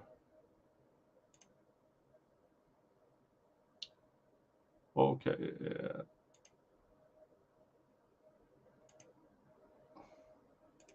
and in the state of acidosis, that just accelerates I jumped ahead a bit deterioration because of the cells. this was just foundational. He is incredible as an expert, and we all know they always Speak to will this be issue if you could, affected. Mr. Peters. I think from a layperson's perspective, not having any understanding of this science, one would have the perception that a human body would have to be placed at a given location in order for the dogs to alert to those volatile organic compounds. Is that the case? Okay. There could be, if there could be something that was in contact with the body that was then in contact with that location, or the body was briefly placed at that location, or there was bodily fluid or blood left at that location. All right. And then so under that circumstance, would the dogs alert to that volatile organic compound? Yes, ma'am. Okay. Now, can dogs distinguish or can they identify who those remains belonged to? No, ma'am. Okay. So very just specifically, are they just alerting to the odor of some type of human remain decomposition? Yes. Okay. That being said, I want to direct your attention to an investigation being conducted by the Davenport Police Department on July 10th of 2020 involving a child by the name of Breasia Terrell who had been reported missing at 8:29 a.m. that morning. Are you aware of that investigation? Yes, ma'am. How did you become aware of that investigation? I was contacted later that day through our county emergency management agency that supports our search and rescue team. They had been contacted by the Davenport Police Department. And then I'm sorry, I don't remember the name of the detective that I spoke with on the phone. But then we agreed that I would meet them in Davenport Saturday morning. All right. The 11th. What time would you have met with law enforcement on July 11th of 2020? I'm going to estimate it was between 10 and 11 a.m. Okay. Where did that initial meeting take place? At the large historic building on Credit Island, on the east end of Credit Island. And when you arrived at that location, was there any briefing that took place? Yes. What was the nature of the briefing? I was given an overview of the situation, and then I was given my first area to survey, which was near the entrance to the park. Okay, all right. Now, when you indicated that you were provided an overview, what specific types of information were you given? That there was a child missing, and that the subject may have traveled to Credit Island. I mean, the person of interest may have traveled to Credit Island, and that was pretty much it. Okay. From there, I'd like for you to look at the whiteboard. We have a diagram, just so that you've got some perspective. Now, over on the left side of the board, we've got an apartment that had been diagrammed. Don't pay attention to that. But as you look at the other portions of the drawing, tell me, once you've had a chance to look at that, if you recognize what that generally depicts. That it generally depicts Credit Island. When I arrived Okay. before Which we the know had detectives, nothing and to I do with traveled the case. the entire roadway around the island, and That then island has nothing I to met do with the with the case. detectives near this that is just- historic structure. Okay. We checked and we didn't find anything. If I could, I'm going to have you approach But let's just say that if the dog is at that kind of area and not, I would be more surprised if they didn't sniff out anything, because Davenport is a high crime area. There should be some kind of marks everywhere, but let's see. And let's just talk through this. First of all, I believe we're all familiar with the building that you're talking about, but just to be clear, let's walk through this. Now, as you are looking at the diagram, show us where River Drive is at. River Drive. for Highway 61 is here. Okay, and then what would represent the entry into Credit Island? This access here, and then that historic building is generally in this area. And then if you could go ahead and draw something to represent the historic structure. I'm going to say it's about right here. All right, thank you. Go ahead and take your seat. Now, when you were provided the information that a subject of interest may have come onto Credit Island, was there any particular location that you were directed to, or how did you start your process of deploying your canines? Would you like me to use the pointer? Sure, absolutely. Sir, if you could, when you're speaking, face this way, Okay. so it's easier for us to hear. Sure. Yes, I'd sir. appreciate it. Thank you. We initially met in this region, and then the first area that I was asked to survey was in this vicinity, and we parked approximately right here on some gravel on the edge of the pavement. For purposes of our written record, the area that you've referenced, does it have any associations to that initial drive into Credit Island? As you were coming off of River Drive, is that area located right on that initial drive going into Credit Island where you circle around? Yes, ma'am. All right. It's immediately off of River Drive. Okay, and then for purposes of direction, again, speaking to our written record, what direction would that area be located in reference to the drive or road that you take going into Credit Island? It would be to the west of the entry point and south of River Drive. All right. Describe the area just further west of where you would have parked your vehicle so that we've got some idea of what it looked like. Kind of a backwater area, a lot of trees, many of them down, a lot of weeds, difficult to walk through. Okay. What two canines were you utilizing on that day? Rocky and JoJo. Which of the two did you deploy first? I'm going to say Rocky. And then describe where you were positioned when you initiated that deployment. We started right along the gravel and then walked this direction where I was directed to go. Okay. Now, Mr. Peters, this isn't an issue that I talked with you about, but are there different ways to handle deployments of canines that are being utilized? Yes, ideally, one would want to deploy the dog into the breeze. It just makes it goes faster because the odor is pushed to the dog. But in some instances, it's necessary to cover a lot of ground and do a finer grid, if you will, to get the dog in the right area. Okay. Did you document the weather conditions on July 11th of 2020? I did in my report to the Davenport Police Department. Okay. What were the weather conditions like on that day when you deployed your two canines? It was warm. There was a light breeze. It was quite humid. Okay. And what was the direction of the breeze? At that point, generally, I believe coming from this direction, out of the southwest. All right. Describe then what happened when you deployed Rocky. We made our way back into the down timber and the weeds, and then, forgive me, and then he gave his alert approximately in this area. Did you prepare a diagram so that we could actually see where the dog would have alerted with an aerial photograph, essentially? Yes, ma'am. I use a Garmin GPS and mark both the tracks or the path that we walk and then the alert location as a waypoint. All right. You indicated on the diagram what portion he traveled along relative to that body of water. Was he on the north side of that body of water or that south side of that body of water that you described? Generally speaking, it was about right here. Okay. And so would that be close to River Drive? Yes, ma'am. Okay. What does Rocky do when he's alerting to the odor of human remains? He does a drop where his chest and elbows are on the ground. Okay. And then from there, then, once he gave that positive alert, what was the next step in the process for you? We returned to my vehicle and gave him some water, put him in the truck, and then I brought out JoJo. Okay. Describe what happened when you deployed JoJo. We took a similar path into the woods. As I recall, it was pretty open up to about here.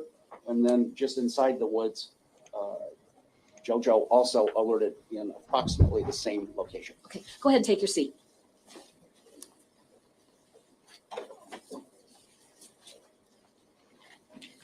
Your Honor, may the record reflect that I'm showing counsel has been marked as State's Exhibit 147-1 and then 147-2.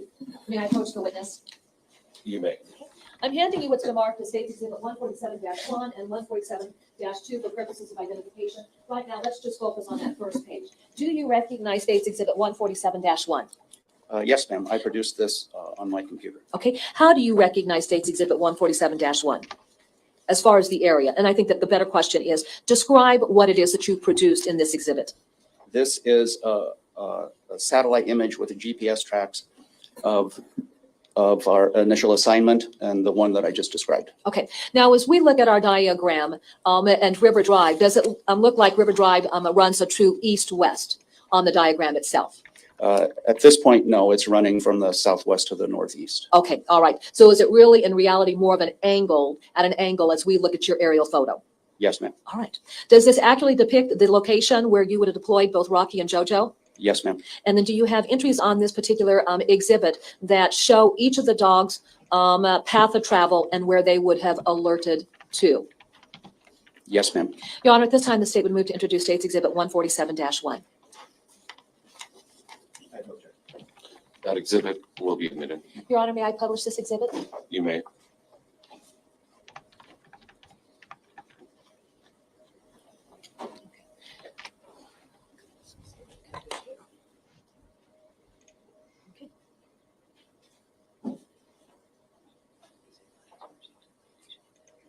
There we go. Now, Mr. Peters, if you could take your pointer.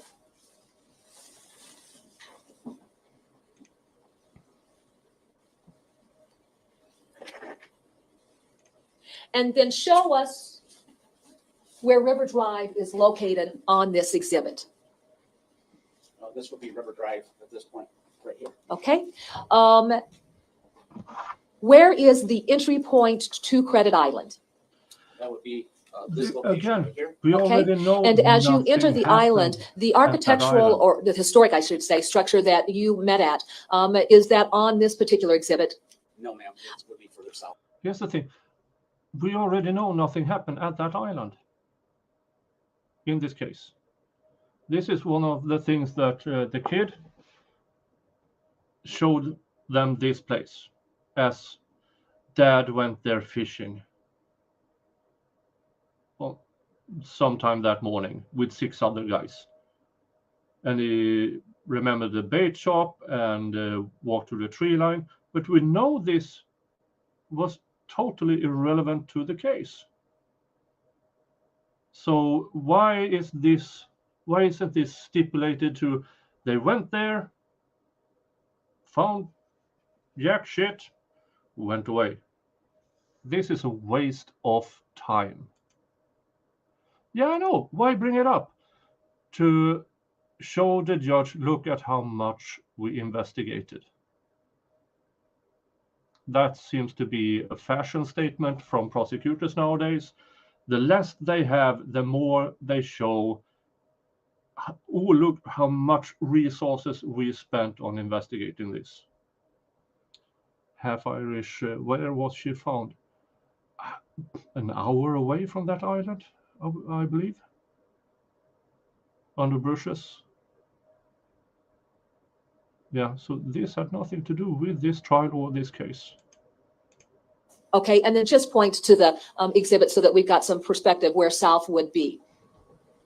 Would be this direction. Okay, do you have a directional indicator on this diagram?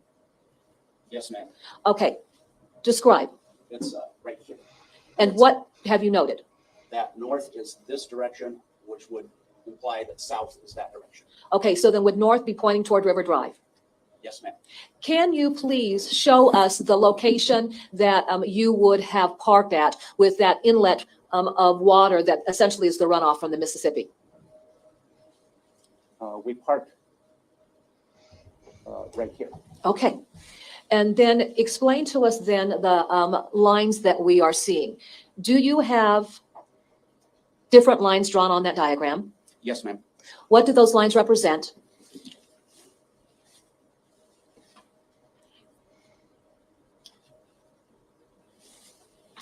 The purple lines indicate my activities on the morning of July 11th. In November of that same year, I went there with one of my training partners who was a police officer, canine handler. And we went back to review what the dogs had done and what I had There's seen. nothing to object to. Like If they to found nothing, debrief they after, found nothing. every case so that we understand what happened. Question All right, should and is be, that what why you did in is this it in this particular case? file Yes, at All all? right, go ahead and take your seat then, and then walk us through the purple line that would describe activities on July 11th of 2020. Unless they indicated something and the Squiggly lines, prosecution tries to at this indicate, point, we simply think indicate where I turned on my GPS and I'm walking. she was ended there. I don't know. As DA Val says, it's not worth it. We started our survey and went back to the direction that we were assigned. Hi, expert. How do these markings end up on this We might aerial have map? 15 minutes I left. We are plug my listening to GPS the unit dog into my handler computer here, and I can download it into who this I particular hope program. is a very short, And then so does that then overlay the path of travel of very, the very dogs short as testimony. they worked their way through the deployment? Generally speaking, yes. Oh. The pathways that you see are my footsteps. Your footsteps, all right. Tell us what happened Jason with the J. deployment asked, of both Couldn't they Rocky and object to JoJo. relevance? They As I could, mentioned, we went in but with Rocky first, and about where this yellow symbol is, Rocky alerted, and then we walked back out, gave him a drink, and I went back out with JoJo, and she indicated pretty much in the same location. When you took the dogs back in November, and I presume, did you go back with both Rocky and JoJo? Yes. What happened when you took Here's the two the dogs thing. back in November? they can detect They remains, gave but they have the no same idea path and when exhibited the those same behaviors. remains were bodily fluids Did you or advise law enforcement of the positive alerts by JoJo and Rocky on July 11th? Yes, and there was a detective that pointed the area to me and accompanied me, and so he witnessed those alerts. All right. After the positive alerts, did the detective explain to you whether or not that had import relative to other facts that had been developed in interviews the previous day?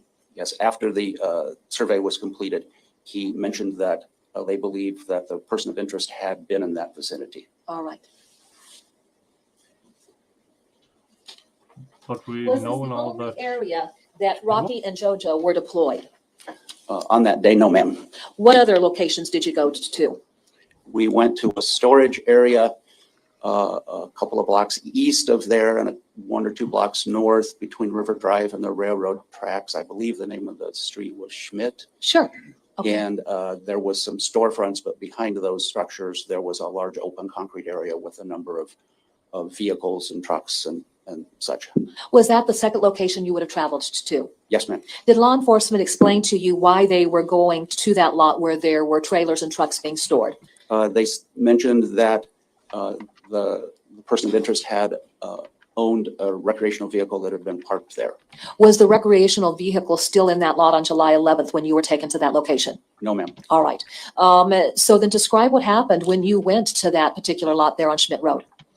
We worked around the perimeter, starting north along the railroad tracks and worked the west side and the east side. I believe there's a volleyball facility there. And then we moved in closer to some vehicles that were still there. Okay. Were you actually working inside that, I'm going to call it a parking lot, but I'm going to start, well, maybe not, a storage area where these vehicles were parked at? Yes, ma'am. Was this exposed to the elements? Were these vehicles being stored outside essentially? Yes, it was open. All right. And then once you got into that area, which of the dogs were you working with first? Again, I'm going to say Rocky. Okay. All right. Was JoJo also deployed? Yes, ma'am. All right. And then with respect to the deployment of both dogs then, what occurred? We found nothing of interest around the perimeter. As we moved in towards the center of that, well, not center, but an area central to that location, there were a number of cars and vehicles, and there was an old camping trailer there, and Rocky approached that trailer and alerted on the ground beneath the trailer. Okay. What was the surface like underneath that old camping trailer? The surface in general was concrete, a lot of it in bad repair, cracked and such. And then in and around the vehicles under that trailer, there was a very thin layer of mud, maybe 1/4 to 1/2 inch. Okay. What happened next? Rocky gave his alert at the trailer. alerts mean nothing. They only mean alert. Now it's up to the police to take samples to see are there actual traces of remains. And unless they actually can say that, then this is completely useless. And so then we continued to do the rest of the vehicles, and then I put him in the truck and got JoJo out and essentially did the same thing. We worked the perimeter. I recall there were some buildings to the west that we walked by, and then we approached that trailer from the north. And JoJo, because she's small and I often use her in the woods, I've also taught her to bark with her alert. She moved towards the trailer and she does a sit bark. And in this case, she tried to crawl under the trailer. Would this have been the same trailer that Rocky was alerting? Yes, ma'am. All right. And so did both dogs give a positive alert to the same area? Yes, ma'am. Your Honor, may the record reflect that I'm showing counsel what's been marked as State's Exhibits 148-1 through 148-3.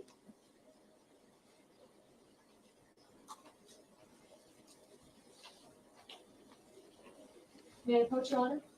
You may. Okay. I'm handing you what's been marked as State's Exhibits 148-1 through 148-3. Please look at those exhibits and tell me if you recognize those exhibits.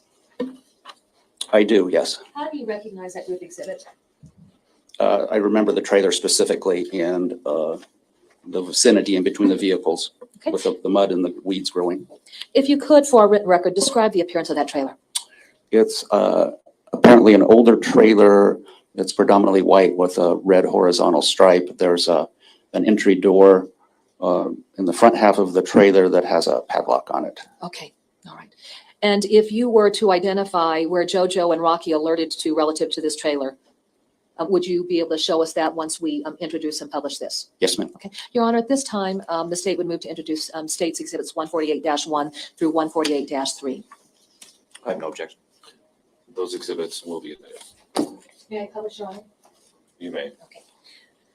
I have State's Exhibit 148-1. All right. What are we seeing in this particular exhibit here? We're looking at the camping trailer that was located in that storage lot. 148-2. That would be the front of the trailer, which is facing the west. 148-3. That would be the rear of the trailer with the east behind it.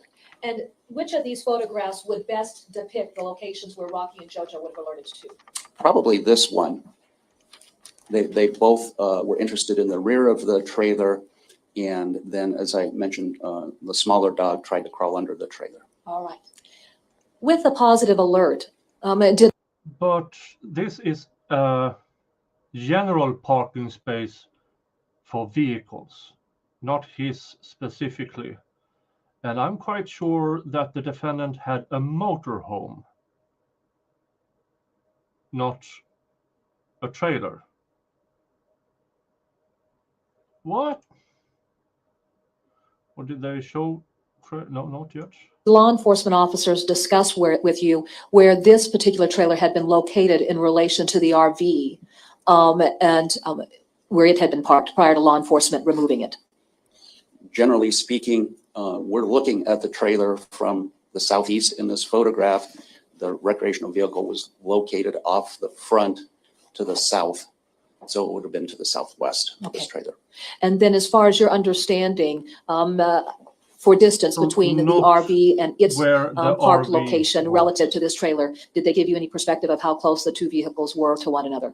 They pointed to a general location. No one provided me with measurements in terms of feet or yards. Okay. Was this information only provided to you after JoJo and Rocky alerted? Correct. Okay. Now, take that piece of information relative to where the RV had been parked, its relationship to this, and then the direction of the wind travel. On that particular day, as a dog handler, one has to pay attention to the microclimate, what's happening at the level of the dog's nose, close to the surface. On this particular day, I believe the wind was out of the southwest, which would have been off the front of this trailer. And then in my report to the police department, I indicated historical weather data from website called Weather Underground, and it confirmed that the wind was light out of the southwest. So the Okay. So then if you go back and you talk Okay. about the volatile organic Hold on, they're compounds making and up. the movement of molecules, particularly when there's moisture in the air and the direction of wind, the location where Rocky and JoJo alerted to, would that have been consistent with the wind direction of the wind travel and just what you noted as far as the condition under that trailer? Yes, ma'am. It's Here's the thing. If you have, let's see if I have something. If you have point A and point B, and you say, well, wind could have traveled smells from that to there. Yeah, but they travel. They don't disappear and land over here. They travel. So if the dog didn't mark here, but here, it doesn't mean Jesus Christ.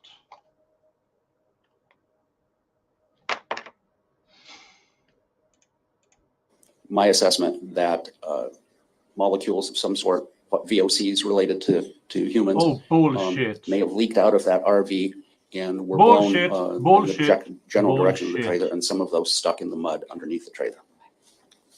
Let's go Bullshit. back to State's Exhibit Bullshit. 147-2. This guy is a Let's professional discuss that bullshitter. exhibit, and then we'll go back and we'll talk about other tasks that you performed. Now, what is State's Exhibit 147-2?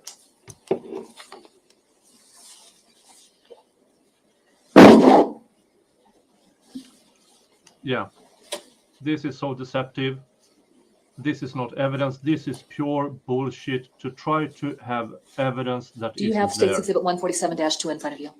Not on the screen, but I have this Yeah, one. yeah, and we're just gonna lay the foundation for that, then we'll talk about it. What is State's Exhibit 147-2? It's the collection of the sites where I was asked to survey with the dogs. Okay. Did you do a survey of the RV? Eventually, yes. Did you do a survey of a black Chevy Camaro? Yes. And did you do a survey of a maroon Impala? Yes. Does this diagram show the location of each of those vehicles or areas where they were being kept? Yes. Number 3 towards the bottom in the center. Okay, all right. And then is there one other location that you would have been taken to later on that didn't involve the vehicles? Yes, that was up near Veterans Memorial Drive and Eastern Sure. Boulevard. And then do you have that location depicted on this diagram as well? Yes, ma'am. It's towards the top. Okay, Your Honor, at this time, the state would move to introduce State's Exhibit 147-2. I have no objection. Exhibit 147-2 will be admitted. May I tell us, Your Honor? You may. Yeah, Now, this Mr. is too Peters? much of a stretch. If you could, then explain what it is that we are seeing on this exhibit. Yeah, I agree. That shouldn't be allowed. That is a pure speculation. This, I believe, Pure is the speculation. entrance to Credit Island. Because where I we could started initially. guarantee had I found, imagine, they marked under the RV and the defense would have asked, could that smell have traveled from somewhere else? This professional bullshitter had said, no, they mark where the actual scent is. The chances of those particles moving from one place to another is not credible.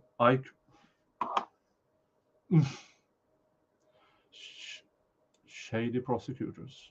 Shady prosecutors. This would be the vehicle storage area. This would be the police department parking garage. And then this would be, I don't know if it was a city or a county secured storage lot with a fence around it. All right. And then towards the top is where we ended the day. Did you assign numbers to each of those locations? Yes, but they're slightly blurry. This would be number 2. Well, and actually, let's make this a little bit simpler so that we've got this for a written record. The number 1, what location does that represent? Credit Island, The number 2, what location does that represent? the vehicle storage area off of Schmidt, Number 3, what does that represent? the police department garage, Number 4, what does that represent? the secure property owned by the city or the county. Sure. And then our final location up at Eastern, what number did you assign to that? I believe it's a number 5. All right. All right. So let's walk through all of that if we could. Now, once you left the area of Schmidt Road, where did you travel to next? We went to the police department. Okay, why? They had 2 vehicles there impounded that they wanted me to take the dogs around. What were the 2 vehicles that were at the Davenport Police Department? In their parking garage, there was a holding facility used by the crime scene technician, and there was a black Camaro, a newer black Camaro, and then an older red or maroon 4-door Impala. Okay. Which of the vehicles did you deploy the dogs around first? I was directed to search the Camaro first, and we did not go inside the car. We just went around the exterior of the car, much like you would see dogs on television during a traffic stop looking for narcotics. Were both dogs deployed around the black Chevy Camaro? Yes, ma'am. What happened when Rocky was deployed? He went around the vehicle without any alert. What happened when JoJo was deployed? She went around the black Camaro without any alert. Relative to the maroon Chevy Impala, what happened when Rocky was deployed? We started at the left headlight, worked down the left side, went around the rear of the vehicle, came up on the right side, and he alerted at the seam where the front passenger door meets the right fender. Okay. Let's discuss vehicles in general. When you were... Yeah, I don't trust him already. He claimed, just to help the prosecutor out, that particles could move from one spot to the other of remains. And now I'm supposed to trust this jackass when he claims, oh, we had an alert. I don't trust him. I don't trust him at all.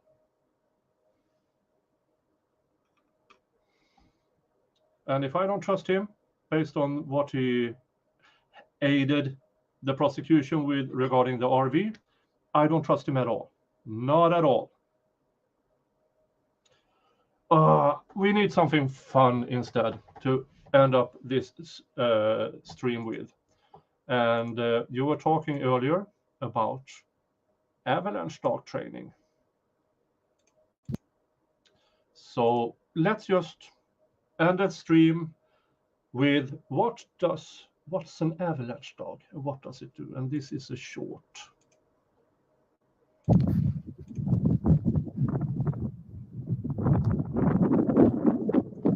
Oh, good doggy, good doggy. Good doggy. Good girl. Okay, that's it. I don't know what this is supposed to be. But the channel is this guy, Christopher. So go over and subscribe to him. He has a lot. He has dog videos and stuff. That sounds like fun. Okay. We will pick up this tomorrow. I will try to start at the same time as I did today at 8:45 a.m. Eastern. And we will push ourselves through this jackass dog handler's testimony and go on with day 4 of this trial, and maybe start with day 5 so we can catch up at some point. Thank you all for showing up, and I will send you all off to the alternate corner for Solomon Anderson's interview. I saw the stream has already begun, but everybody say hi to them from me. Tell them it's a Viking raid. And I'll see you all here back tomorrow morning, 8:45 US Eastern Time. All right? Remember, press that like button, subscribe. That helps me a lot because it keeps the channel growing. And if the channel grows enough, you can see me probably next year at Missouri challenging legal vices on a proper Viking drink off. All right. Have a nice day. Talk to you later.